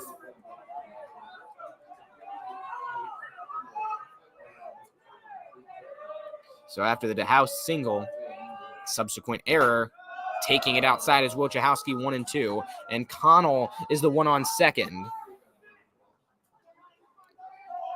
So the Warhawks will have to watch for potential play at the plate if this one gets put into the outfield.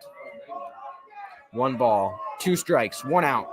Connell on second, Tundrell on the mound to face Wojciechowski. Wojciechowski rips it, left field. Kaloran tracking back at the wall, and he makes the catch. That one was almost out, almost made it a 3-run game, and Kaloran makes a nice play against the fence. 2 outs, and that was crucial for the Warhawks to keep it a 1-run game.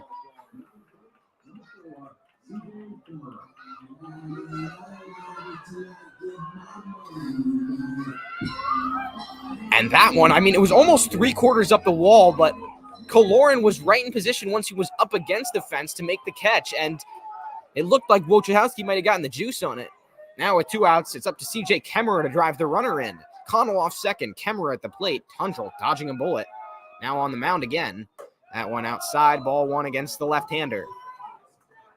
1-0 game, almost was a 3-0 game, and that would have completely changed the forecast of this one. Koloran making a nice play against the fence.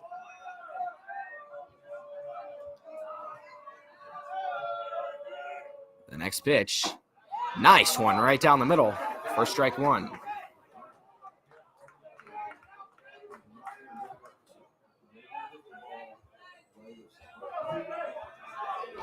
A ball and a strike against Kemmerer, who has walked and been hit by a pitch. So he's reached base both times he's been up.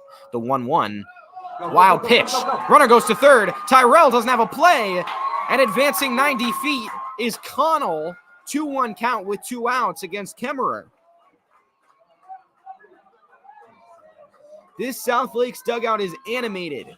2 outs, 2 balls, 1 strike. Tundrell facing Kemmerer in a huge at-bat. And for Tundrell, he's just going to have to get out of this inning. A Warhawk pitcher's back up and warming once again.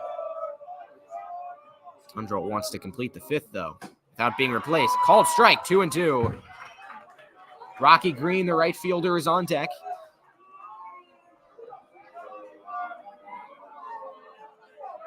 Two balls, 2 strikes. Tundrell against Kemmerer.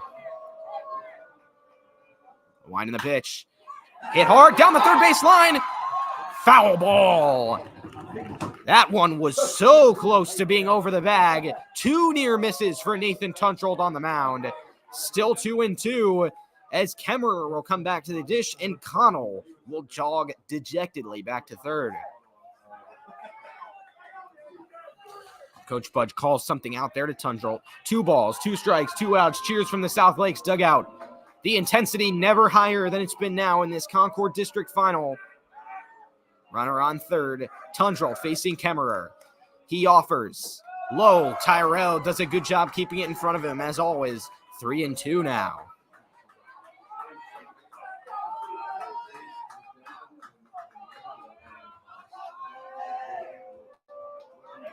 Count is full to set. The payoff pitch. Called strike 3. Kemmerer was a quarter down the line. Tundrell was a quarter of the way to the dugout. We go to the top of the 6th. Warhawks stay within 1.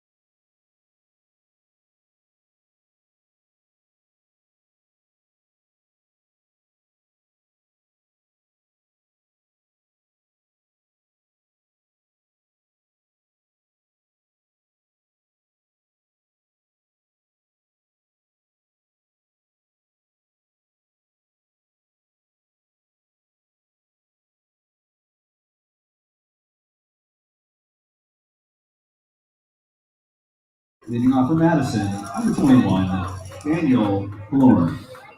Top of the 6th. Noah Tyler back out there for his 6th frame, and Daniel Koloran steps up to the plate. The Seahawks have a 1-0 lead. Koloran at the dish. Tyler winds, delivers. That one's low, ball 1. Oh, that's hilarious. I didn't know the second part. 1-0 count with nobody out. Tyler continuing to work quickly. Has allowed just 1 hit today. That is low, ball 2. Kaloran, then Tyrell, then Yates, presumably, will be the three. Let's lead off this inning is that's just outside 3-0. Now the Warhawks dugout lights up just a little bit. We saw Papathanassiou reach on a leadoff error last inning. Kaloran will try to reach on a leadoff walk, or maybe he'll bunt one. That pitch, he takes a strike.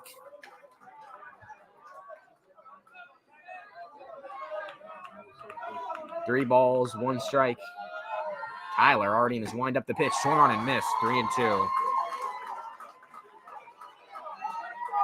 Coach Pudge yells out to stay square to Kaloran as he stumbled a little bit. 3-2. Tyler going fast. Low, ball 4. He tried to outspeed him. Kaloran's over at first. His first time on base. Tyrell is next. And a pinch runner coming in is Hector Orozco for the Warhawks. Now running for Madison, number 27, Hector Orozco. Orozco on first, nobody out. Kyle Tyrell at the plate against Tyler. Tyrell flied out his first time up. Has a runner on first now. Of course, it's Orozco, who sometimes has come in for Kaloran and left after a few innings. We haven't seen that happen yet, but now Orozco's pinch running, trying to get some speed, although Kaloran does have speed too on the base paths. Tyler looks in against Tyrell. The set, runner off first. Bunt attempt, the pitch. Pulled back pick attempt. Getting back to first safely is Orozco, 1-0.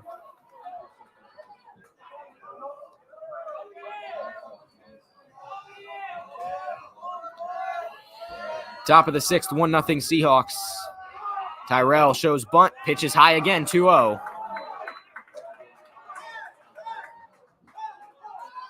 Coach Budge calls time to talk to his batter, Tyrell. And now there'll be a meeting at the mound for Noah Tyler, who's allowed just 3 base runners, 1 hit, a walk, and has had someone reach on an error. No runs allowed.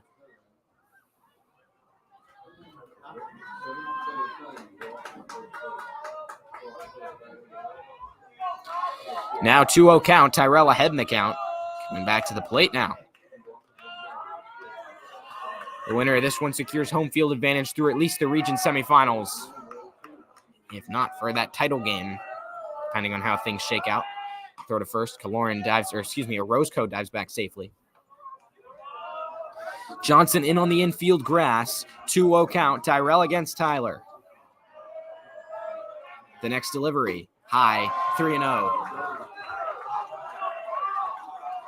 This Warhawks dugout lit up once again. The game-tying run is over at first with nobody out. Showing bunt is Tyrell. The pitch. He pulls back, strike 1.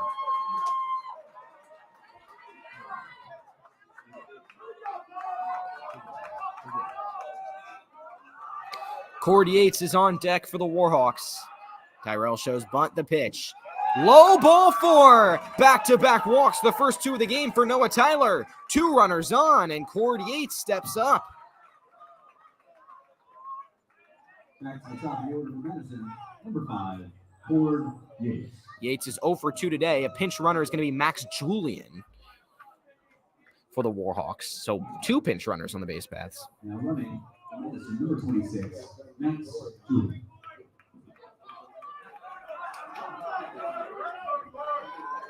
So Yates will step into the box. The go-ahead run stands on first with nobody out. He's 0 for 2 this game, had a couple hits, including a double last game.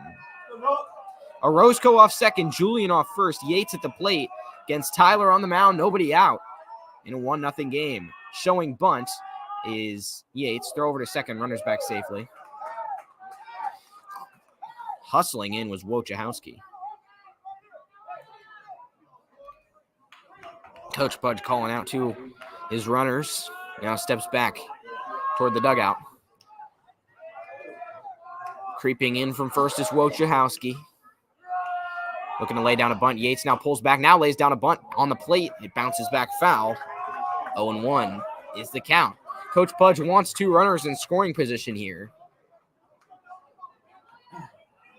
Henry Navarro is on deck.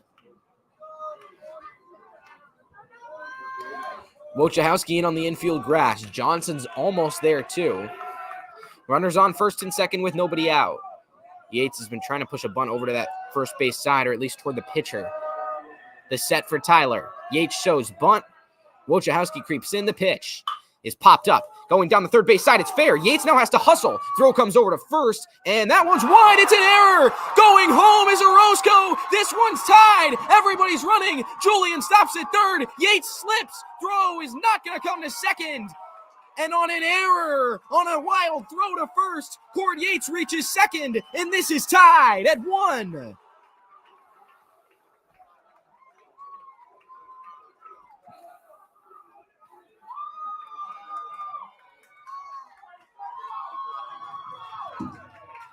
Now batting number 12, Henry Navarro. Game tie, 2 runners in scoring position, nobody out. Julian is on third, Yates is on second, and now a meeting at the mound as things have unraveled here. That was an insane sequence. Yates ducked, and he was sitting on the ground afraid that pitch was going to hit him. He almost didn't start running for the first few seconds and still made it with the error.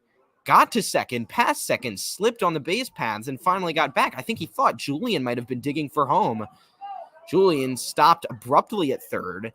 So thankfully for the Warhawks, nobody out on that play.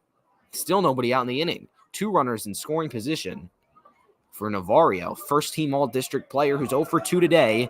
Navarro, Yates, and Tundrell are all up next. None of them have a hit or have even reached base against Noah Tyler, who will stay in the game. 1-1 in the top of the 6th in this Concorde District Final. The Warhawks finally have runs on the board. Just 1 hit today.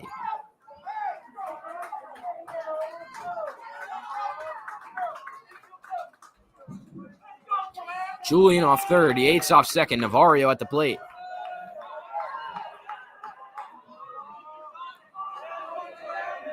Infield in, trying to prevent further damage. Tyler sets. This is a big-time jam. The pitch is a ball. Stopped by DeHoust, 1-0. Last inning, it's the Warhawks' penchant for rallying in the 6th inning that got them through so many games. They're doing that again here. The 1-0 count. At the knees, strike 1.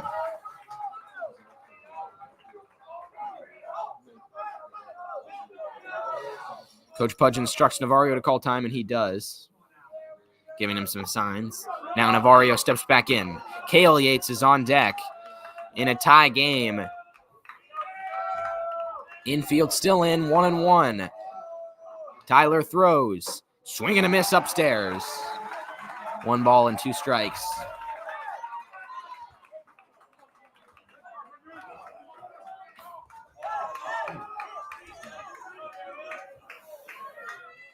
Everybody in on that infield grass. Tyler trying to get 1 down in a tie game. The pitch fouled into the screen. Still 1-2. Staying alive is Henry Navarro, the senior, trying to get his 2nd Concorde District title in as many seasons. And the set for Noah Tyler, the 1-2. Navarro hits one weakly. Through the hole. It's going to be a base hit. 1 run scores. Yates wants to make it 2. Throw comes in. It's wide. Navarro heads to second. He's going to round second. He's going to go to third. He's still moving. He's got hands in the air. The Warhawks lead 3-1.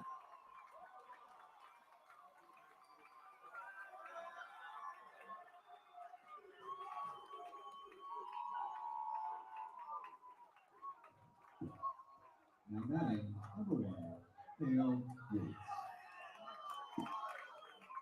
Navarro in scoring position, and a 3-run 6th has changed the complexion of things. Cale Yates will come to the plate. He's had a couple strikeouts today. Navarro's over on third after driving in Julian and Yates. The younger Yates about to step up with Nathan Tundrell on deck. Still no outs.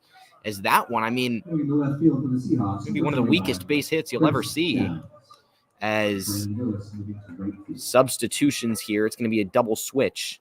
Chris Downs comes into left field for South Lakes. That moves Brandon Willis to right.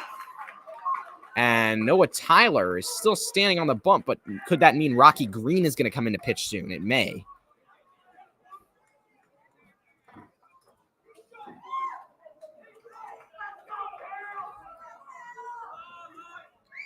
So now jogging out there with his glove is another sub in left. It looks like Downs is actually going to jog out of left. And in his place is going to be Campbell Short. Number 2, Campbell Short.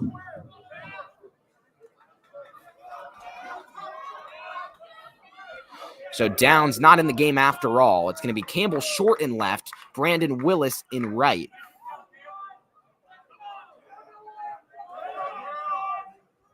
And Cale Yates up at the plate with a runner on third and nobody out in a 3-1 game. The pitch. Swinging a miss, strike one. He was coming up hacking against Tyler there.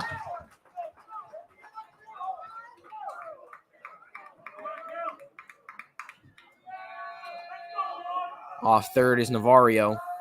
Yates shows bunt to pitch. He lays it down perfectly. Navarro was already digging for home. He's going to score. And that one is not going to have anyone covering first. So reaching on an error is Cale Yates. It's a 4-1 game. Now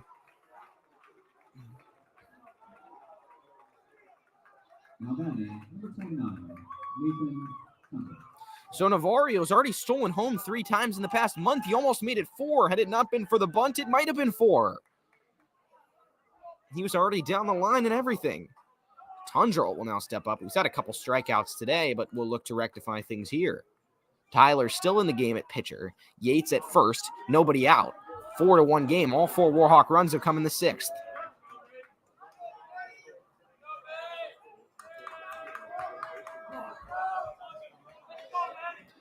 Tundrell in the left-handed batter's box. The pitch. He pops that one up high into left, having to make a run for it is Campbell Short. Can he get there? It's a long run. He misses it. He misplayed it. Another error in the field allows Tundrell to reach first.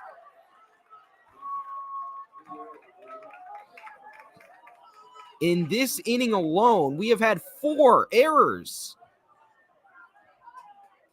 Yates reached on an error. Navarro reached third on an error. Cale Yates reached first on an error. And Tundrell reached first on an error. Papathanassiou is now stepping up with 2 runners on and nobody out. Pinch runner for the Warhawks is going to be Matthew Weiler. Matthew Weiler. And he is going to sub in for Tundrell, who gets cheers from his dugout.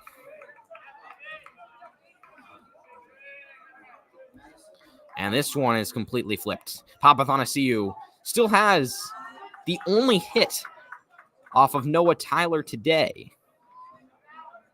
which is an incredible stat at this point in the game, considering 4 runs have been scored. Actually, I should say one of only 2 hits off of Noah Tyler this game, the other one coming from Henry Navarro earlier in the inning.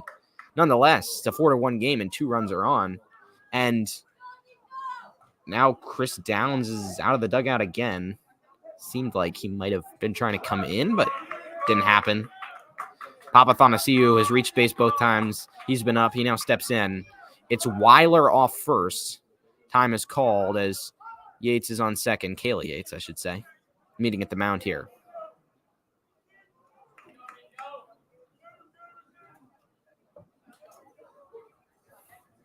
So to recap, this inning, it's been walk, error, single and then an error, error. 4 runs in all.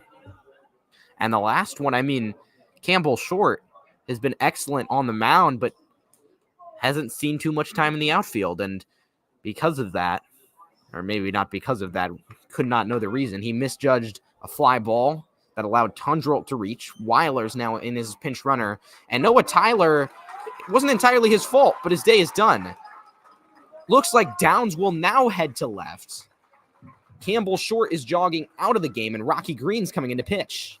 Now pitching for the Seahawks, number 9, Rocky Green. And in left field, number 21, Chris Downs.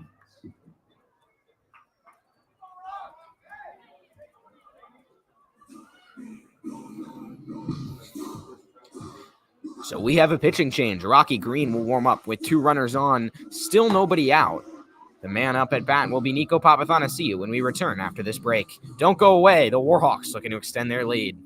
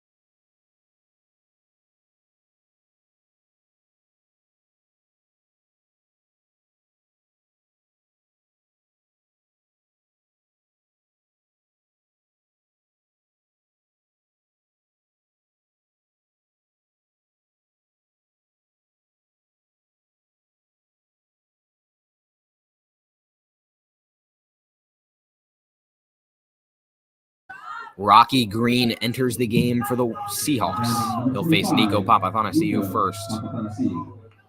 And this is a big moment. Papathanassiou has perhaps the most power out of anyone in the Warhawks order. Cale Yates on second, Matthew Weiler on first. 4-1 lead for the Warhawks here in the top of the sixth here at South Lakes High School. The Warhawks looking to make it back-to-back Concorde district titles as Papathanassiou steps in. Rocky Green will deliver his first pitch in a moment. Here he goes. Sidearm delivery in there for a strike. Outfield deep against Papathanassiou, who is always a threat to go yard. Of course, Chris Downs now in left. Third different left fielder of the day for South Lakes. Papathanassiou shows bunt.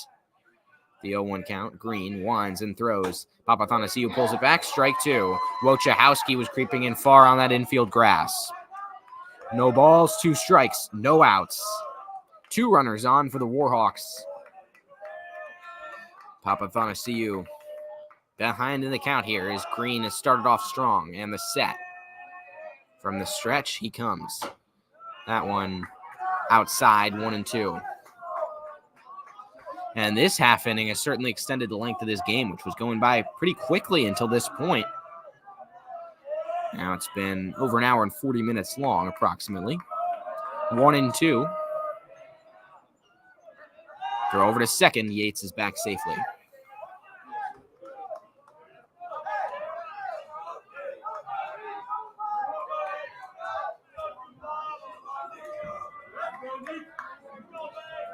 One and two, Green at the belt.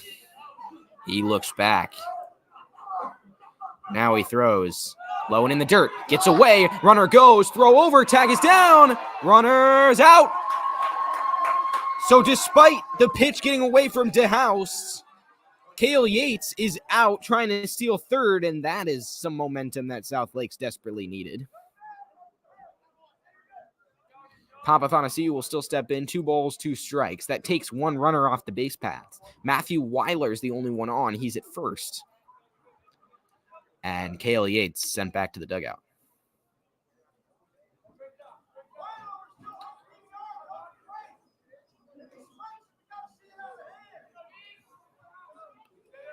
So Papathanassiou trying to stay alive now with 1 out in a 4-1 game. The Warhawks with the lead. South Lake still looking for that first Concorde district title. They'll need to prevent further runs in this inning to have the best chance at it.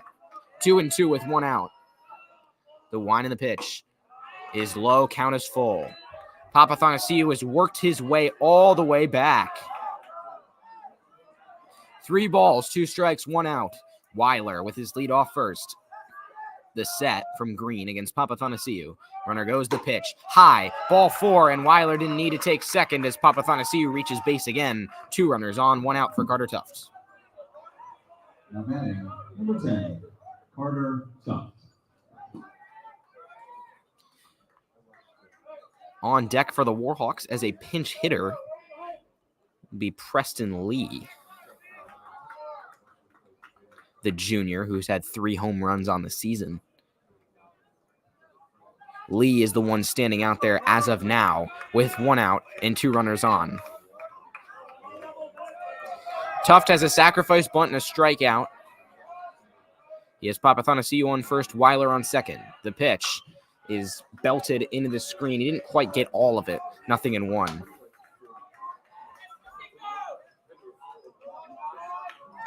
It's the 8th batter of the inning here. Is Tuft.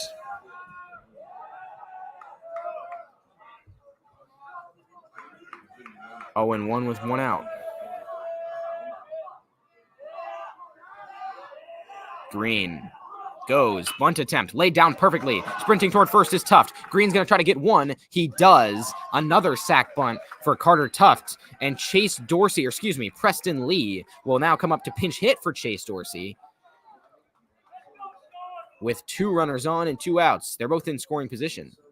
And now, Preston Lee is called back. Preston Lee has been called back to the dugout. In his place, Sean Wilson, the junior, who we have not seen at the plate in any of our broadcasts so far this year. Lee is still standing in the on-deck circle having a talk with somebody. Maybe he will be pinch hitting for Kaloran up next instead. That might be what's going on here.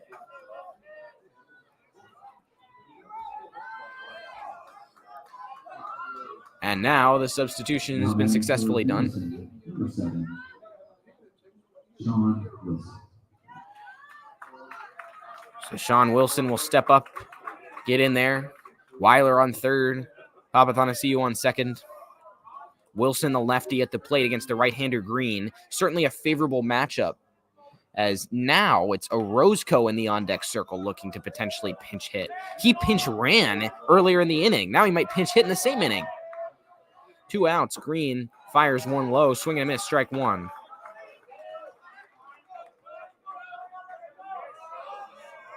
Runners on second and third. 0-1. 2 outs after the sacrifice bunt. Target down the middle. Green winds and throws. Wilson takes a ball. Count even at 1-1.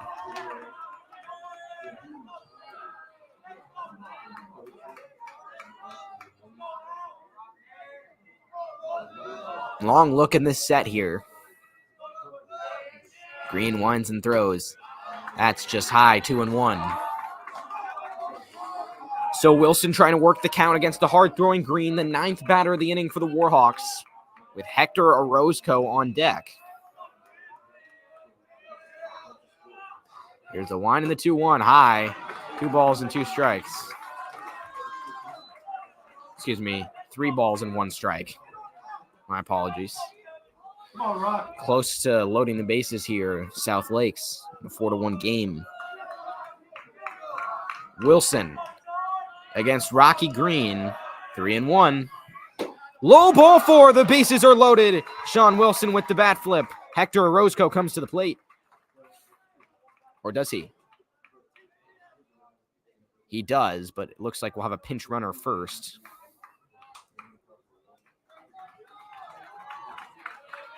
So Orozco will step up. And Chase Dorsey is pinch running. So would you look at that? Wilson pinch hit for Dorsey, and Dorsey is pinch running for Wilson. He's pinch running for his own pinch hitter. Don't see that too often. And Orozco, who pinch ran for Kaloran, is now pinch hitting for him in the same inning. This is the 10th batter of the inning for the Warhawks. So Kaloran walked to start the inning. Now the bases are loaded for Orozco in a 4-1 game. And now standing on deck is Preston Lee. The pitch, strike 1 down the middle. So Preston Lee may pinch hit for Kyle Tyrell in a moment. There's been a lot of switches here in this top half of the 6th, which has lasted for an eternity and a half. 0-1 with 2 outs. The pitch.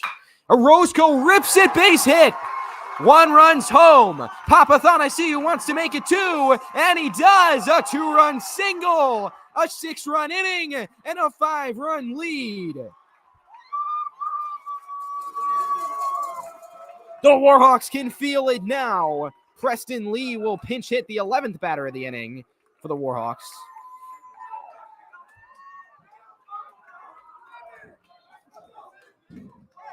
And Coach Budge is fired up.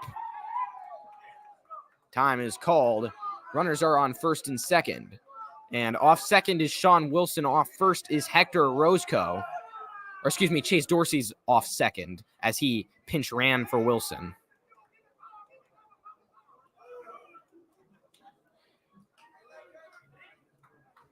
Now high fives between Dorsey and Orozco as Preston Lee, the pinch hitter, will step up with 2 outs and 2 runners on. Lee has 3 home runs this year, and he's hit him out in deeper ballparks than this. And so this is not a good time for Rocky Green to be facing him. And for Madison, number 30, Preston Lee.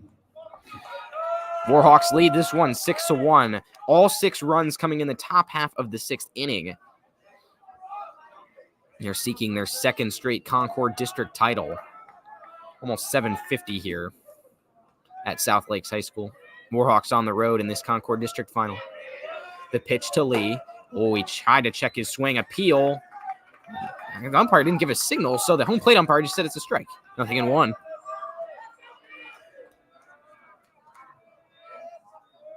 Here's the set.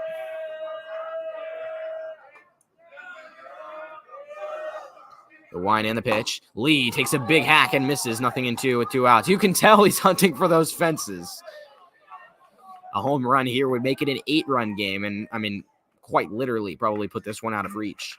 So South Lakes needs to survive without further damage here. 0-2 with 2 outs in the top of the 6th. Lee waggles the bat against Green. The pitch. Swing and a miss. Strike 3. He was going after it and then some, but it's a strikeout. We'll go to the bottom of the 6th. Still a great inning for the Warhawks. They lead it by a score of 6-1. Who would have thunk it? Coming out against the dominant Noah Tyler in the top of the 6th that this would happen. Nathan Tundrell back on the mound after this.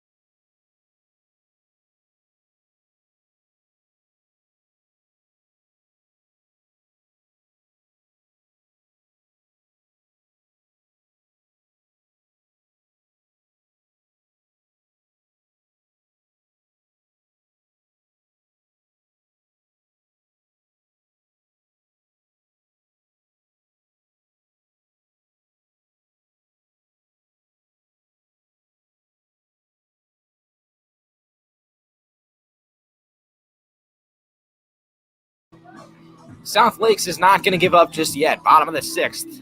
Warhawks 6, Seahawks 1. And the heart of the order coming up for South Lakes. So just as quickly as the game shifted in favor of the Warhawks, it could very well shift back the other way. Hector Roscoe is in left field now. Number 9, Rocky Green. Otherwise, no substitutions, it seems, for the Warhawks. Tundrell, for his 6th inning of work, he's going to face Rocky Green. And Green has a strikeout and a single his first couple times up today. That last inning for the Warhawks had 11 batters, ending in the strikeout, Preston Lee. First pitch to Green is taken. Fastball for ball 1. Warhawk pitcher still warming in the bullpen, but Nathan Tundrell has been steady. Allowed just 1 run. Back in the 3rd inning. Lots of noise from the South Lakes dugout. The 1-0. That one's chopped over to 3rd. Tracking it in and trying to make a throw over is Yates. And he throws it wide. It's an error. Going for 2 is Green. Green's going to find 2nd. That one skipped all the way over to the foul fence over on the first base side. And now Rocky Green has 2nd with nobody out. And Cam Johnson steps up. And the Warhawks should be no stranger to situations like this. As, of course, last year, they were down 6-1 against Oakton in the bottom of the 6th at home. Ended up coming back to win that game. So they especially should know that this one's not over. And the power hitter, Cam Johnson, who's 0 for 2 today, steps up. But the error by Cale Yates allows Rocky Green to not only reach 1st, but also reach 2nd. Concorde playing to the left of the second base bag out in center. Johnson steps up, outfield deep. Bottom of the sixth in a 6-1 game. Yates comes set with a runner in scoring position. Tundrell, comes set. That one's chopped against Johnson, 0-1.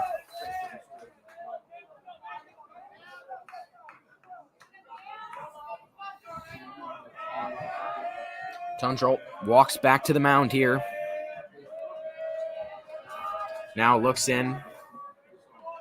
After getting 6 runs of run support in the previous half inning, comes set. Here's the wind and the 0-1. Johnson takes 0-2. Warhawks dugout making some noise. Both dugouts getting into it with nobody out. Runner on second for the Seahawks. Green has reached base twice today. Johnson hitting a fielder's choice to end the inning. Also had a strikeout in the third and first, respectively, as Tundrell steps off.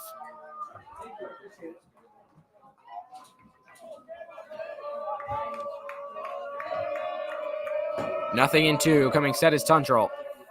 The wind and the pitch. Johnson rips it foul. One hop into the screen. It's picked up by a South Lakes player. He stays alive. Sun is setting just shy of 8 o'clock here at South Lakes High School. Cloudy skies. Nothing in 2. The pitch. Way outside. 1 ball and 2 strikes. It's going to be Johnson and then Rutland. Most likely followed by Neves. The bottom of the 6th here. 6-1 game. Tundrell winds and throws. Johnson gets a piece of it and keeps it alive.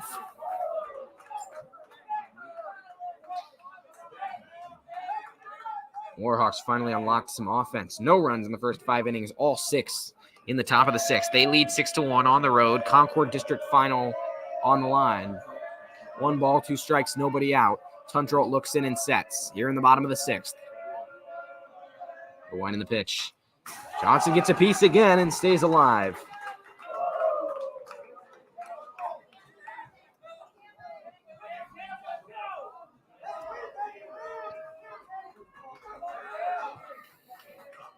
Johnson steps back in. Tundrell against him. He tries. Johnson fights again.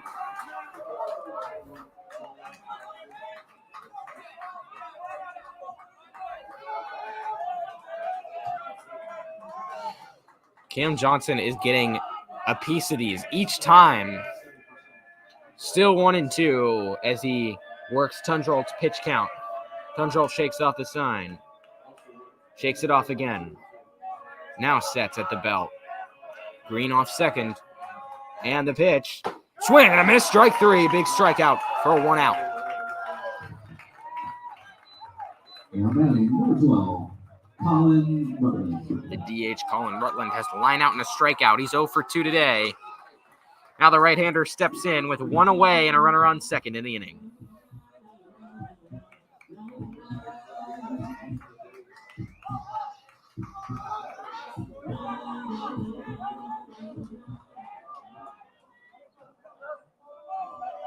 Now time is called by the umpire,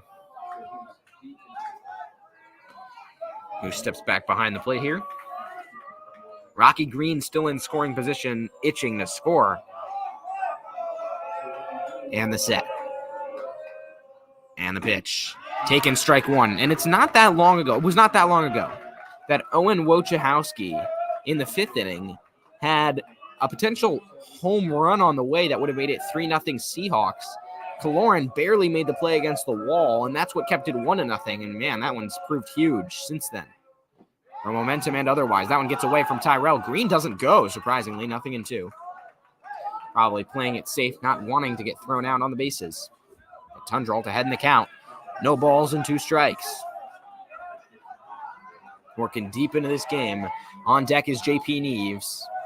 Neither Rutland nor Neves have a hit today, nor have they reached base. 0-2. The pitch. Just outside. Close one there, 1-2.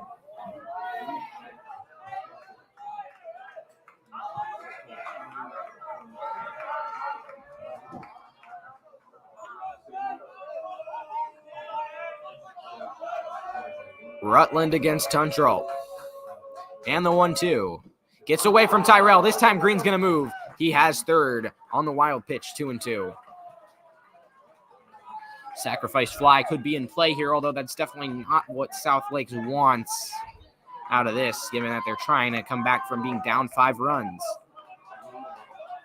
2 balls, 2 strikes, 1 out. On third is Green. At the plate is Rutland. Tundrell at the belt. He throws. Away, count is full.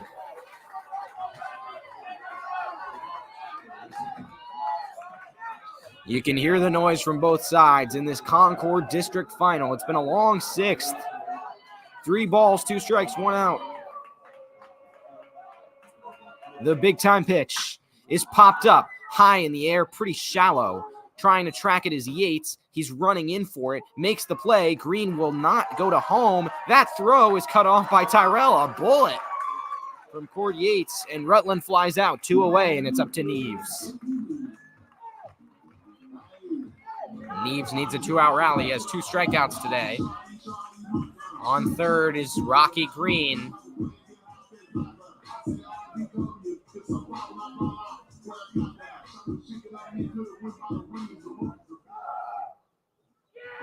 And now, jogging to the dugout, is Rocky Green, being replaced by a pinch runner. For South Lakes, number 6, Sam O'Shields.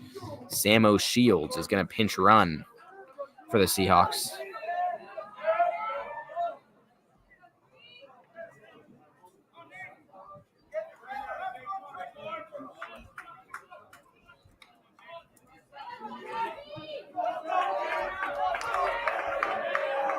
Two outs. It's up to Neves to keep it alive. At third is O'Shields. Strike 1 there as Neves takes from Tundrell. And if you're South Lakes, you really want at least 1 run here to get some momentum going. Here's the set. The wind of the pitch. High ball 1.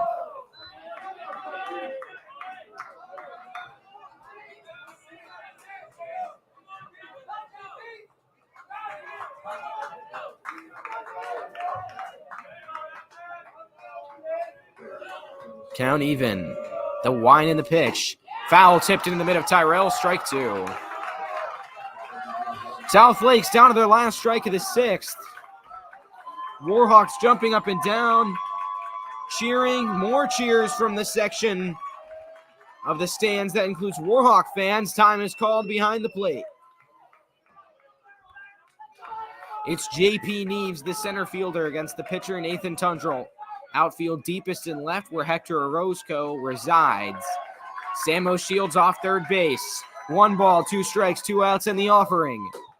Called strike 3 at the belts. Tyrell is pumped in the whole Warhawks bench is out of the dugout. A scoreless 6th. Nathan Tundrell's outing is stellar. He gets yet another punch out. And we will go to the 7th.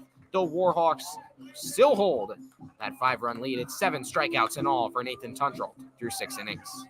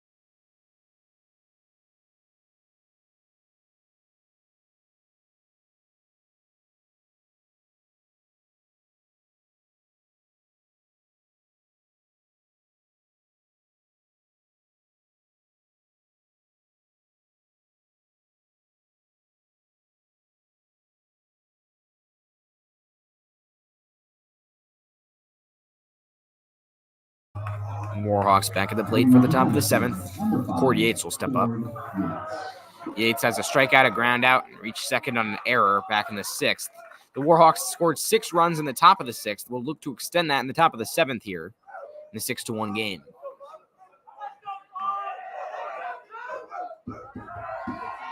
Johnson in at third base onto the infield grass. Rocky Green against Yates, the pitch. It's taken for a ball. 1-0 count.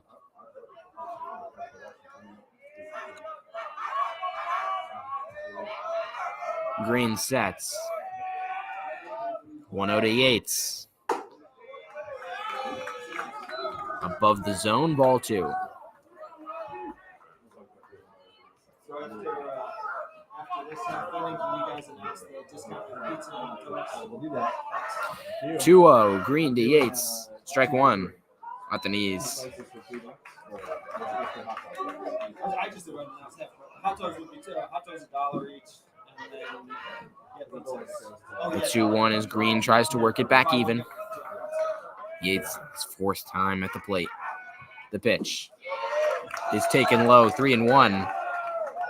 Warhawks could very well add on some insurance runs here in the 7th. As the unraveling of South Lakes was contributed to heavily by their errors in the field. Many of them, 4 in the 6th. Yates hits it through the hole, base hit. That's his first base hit of the game, 2nd time reaching base. And Navarro will come up with a runner on first and nobody out. Now batting, number 12, Henry Navarro.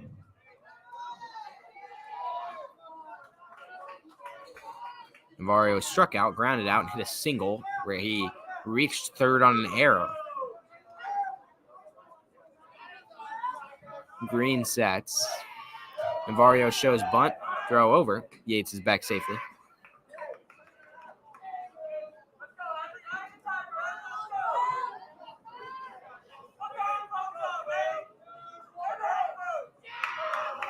Now Green comes set. Navarro shows bunt the pitch. Runner goes. That one's a strike. Throw to second. Skips in the dirt. Yates makes it safely under the tag.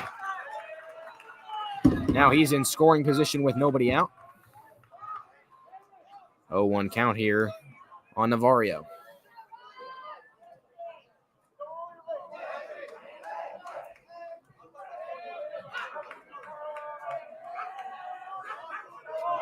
Infield in at the corners.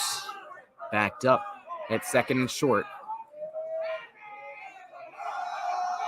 Here's the 0-1. Navarro shows bunt. He pops it straight up, trying to make a play as DeHouse. He digs back for it, but too late. Nothing in 2. Yates back over to second. He's in scoring position with nobody out. As the Warhawks look to extend their lead.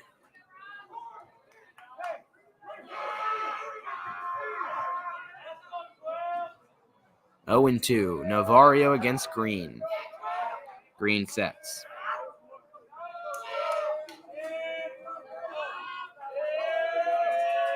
Long look, and now he steps off.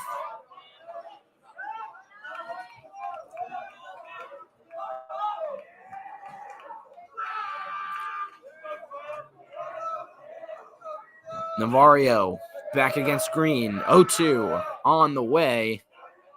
He goes. Navarro fouls it off. It's a little bit late on it. Still 0-2.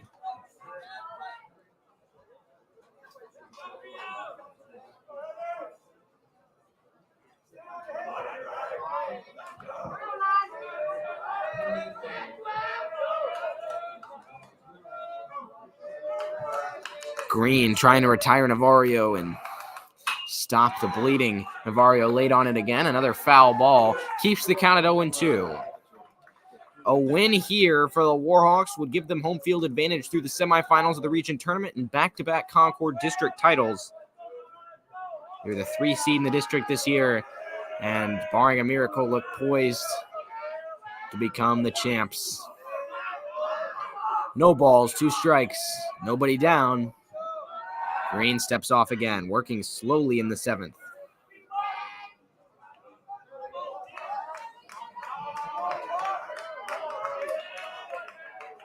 Cale Yates is on deck for the Warhawks. No balls, 2 strikes. Green now throws. Navario fouls it off again. This long at-bat continues.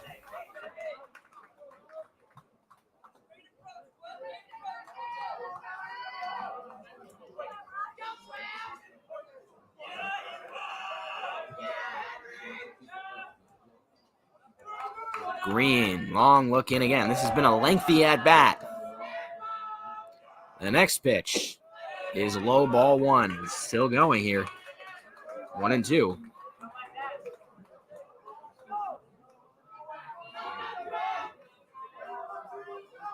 Still noise from the Warhawks dugout, many of them standing.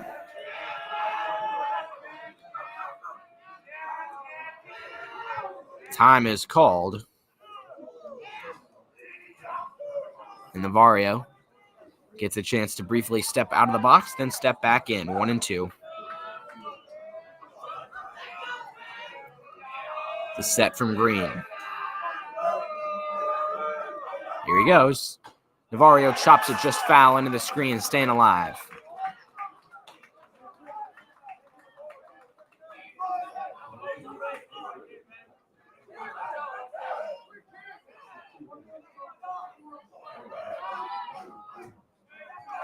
One ball, two strikes, nobody out. Yates off the bag at second. Navario 1 for 3 at the plate today, trying to get his second hit. Throw over. Yates dives back safely.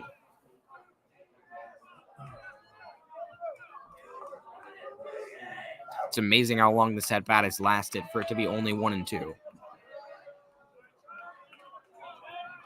Green at the belt. And the pitch. Swinging a foul tip into the mid of DeHoust, and that's it for Navario. Big time fight, but one down. Yates is up next. Tried driving his brother. Number 1, Cale Yates. Cord Yates on second. Cale Yates at the plate. Yates is struck out twice, reached first on an error. He was subsequently thrown out while trying to steal third.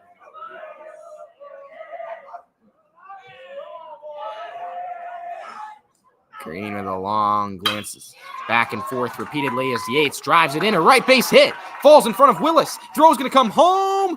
Too late. Cale Yates with the RBI single makes it a 6-run game.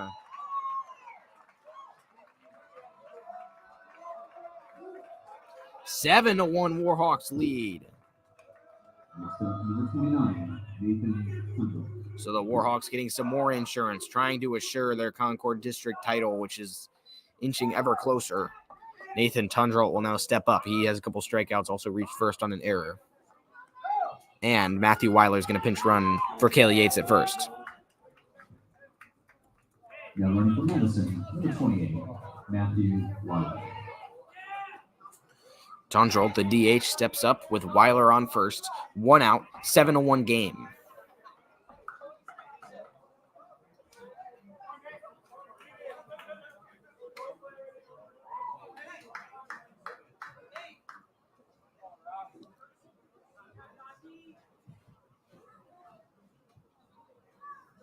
Green now steps off the mound, working slowly in sharp contrast to Noah Tyler, who had those quick deliveries.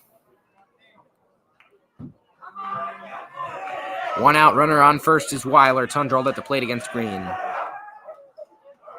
Here's the set. And the pitch. Right down the middle for strike one.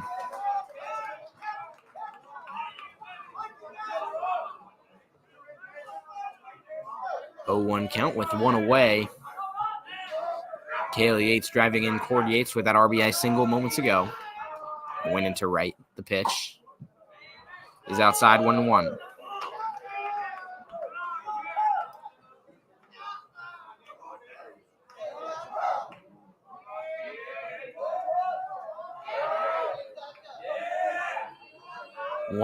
Green to Tundrell. Is strike 2. Big pop into the glove of DeHoust. Tundrell frustrated with himself for taking that pitch. Now 1-2 with 1 out. South Lakes has held the lead for a lot of this game. Now the Warhawks do, 7-1. The 1-2 is coming. Green goes. Tundrell hits it hard to left, trying to track it, is downs, and it's going foul.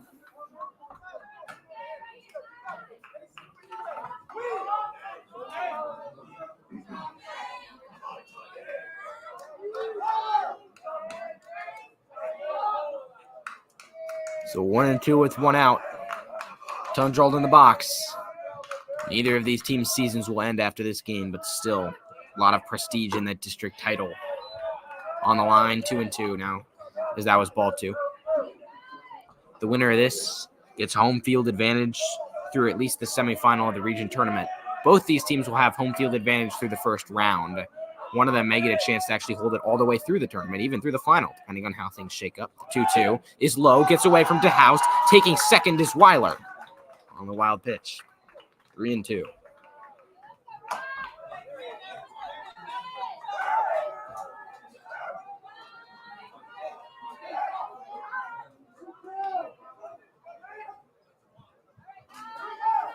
Count is full. Runner in scoring position. Still just one out in the top of the 7th. Green comes set to the belt.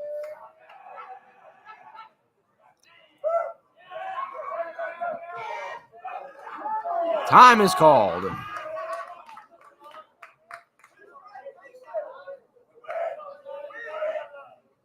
Coach Budge wants a 2-strike base hit. Is he called out from the dugout? 3-2.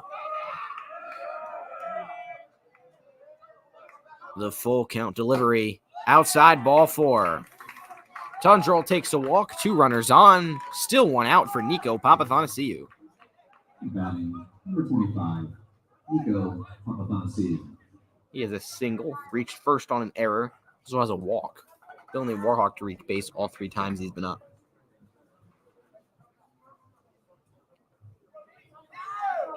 Meeting at the mound here for Rocky Green, what has been a slow-moving inning so far.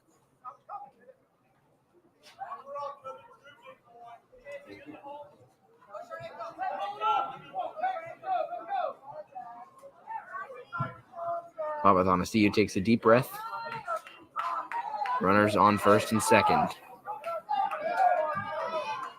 It's Weiler off second. Tundrell off first. Papathanassiou at the plate. Carter Tuft on deck for the Warhawks with 1 out. Top of the 7th here at South Lakes High School. 7-1 Warhawks lead, and Green steps off.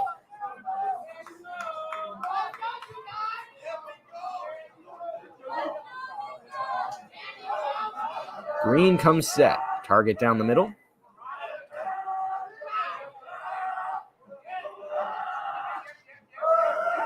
Time is called as Green was going into his delivery. And Green was clearly frustrated with that one. He's been playing the waiting game with these pitches. Still has not thrown one to the plate against Nico Papathanassiou as the minutes tick by in this inning. The pitch is low and in the dirt.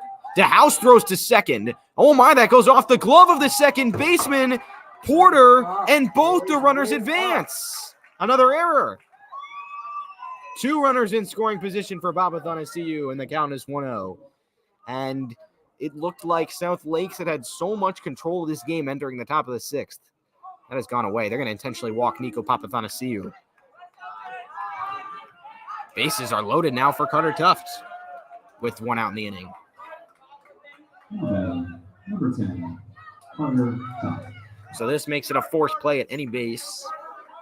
Count resets here for Tuft, who had a couple sacrifice bunts and a strikeout today. Green against Tuft. Bases loaded. Infield playing in at the corners. The pitch gets away.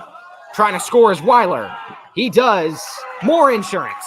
Everybody advances. Score is 8-1. No, I don't have it. Break it up. What are you looking for?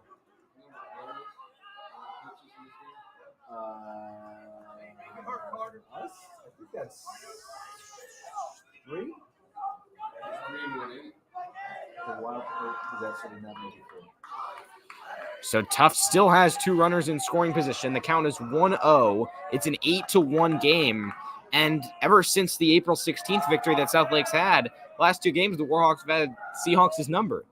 Pitch. Tough pops it straight up. In the infield, calling forward is Rocky Green. He makes the catch. 2 down. Now Chase Dorsey heads to the plate. Now batting, number 13, Chase Dorsey. Chase Dorsey has 2 runners in scoring position in an 8-1 contest in the top of the 7th. It's Tundrell off 3rd. Papathanassiou off 2nd. That one is smoked to right. Willis might have a play for it, and he does. 3 outs. South Lakes would have to pull off the miracle of the century. They're going to the bottom of the 7th. It's a 7-run Warhawk lead. We'll be back after this.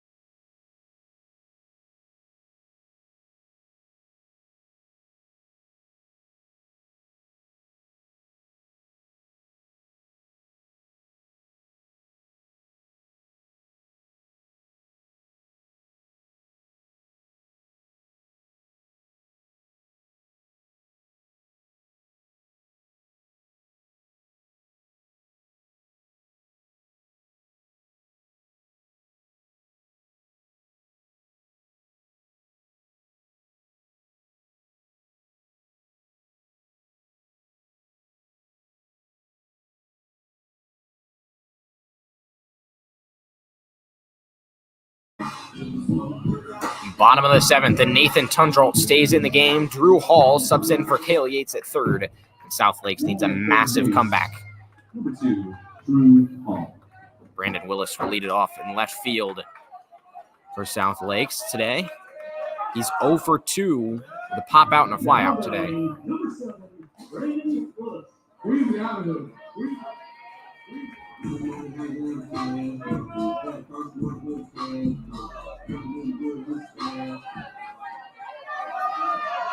So now it's going to be Willis against Tundrell. The Warhawks hold an 8-1 lead.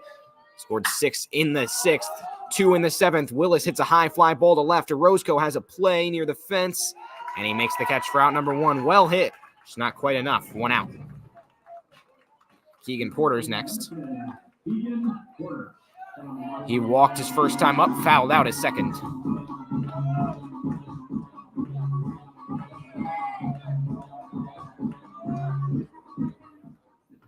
One out, nobody on. The Warhawks smelling that Concorde district title. First pitch is hit hard through the hole, base hit. Porter reaches first with 1 out. Blake DeHoust will be next. If the Warhawks hold on to win, it'll be their 2nd straight Concorde district title, and they will have home field advantage through at least the region semifinals, if not the region finals and the region tournament.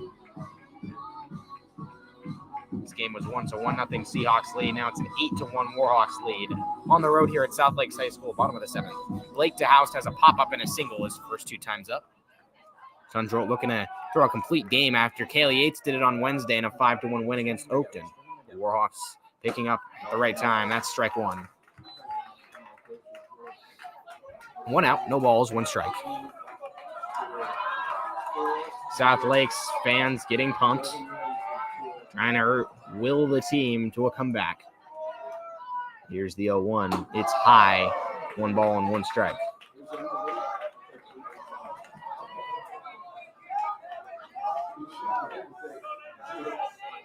These 2 teams split season series in the regular season. South Lakes had a walk-off win here. Madison had an 11-2 win at their home stadium. That's low. Ball 2. 2 balls and a strike. As the Warhawks hold an 8-1 lead in the bottom of the 7th. Porter leads off first to Houst at the plate. Tundra working quickly to pitch. He hits it hard to short. This could be 2. To toss to second is 1. Throw to first. Papathon, I see you, ends it. And the Warhawks have done it back to back.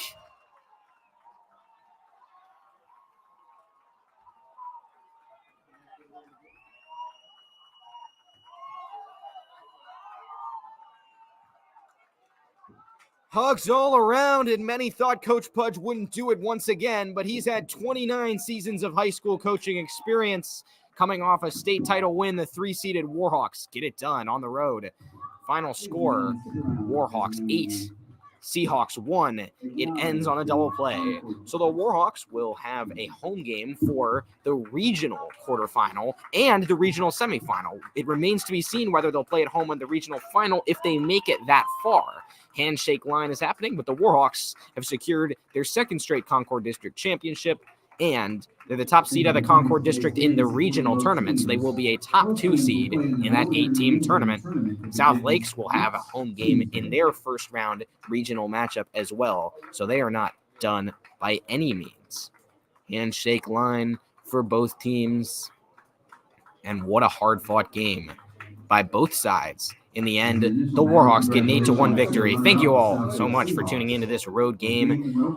We'll keep you posted. More info in the description on potential broadcasts for the next games. You can find out more again in the description. But until the region quarterfinal, thank you all so much for tuning in. It has been a great ride so far.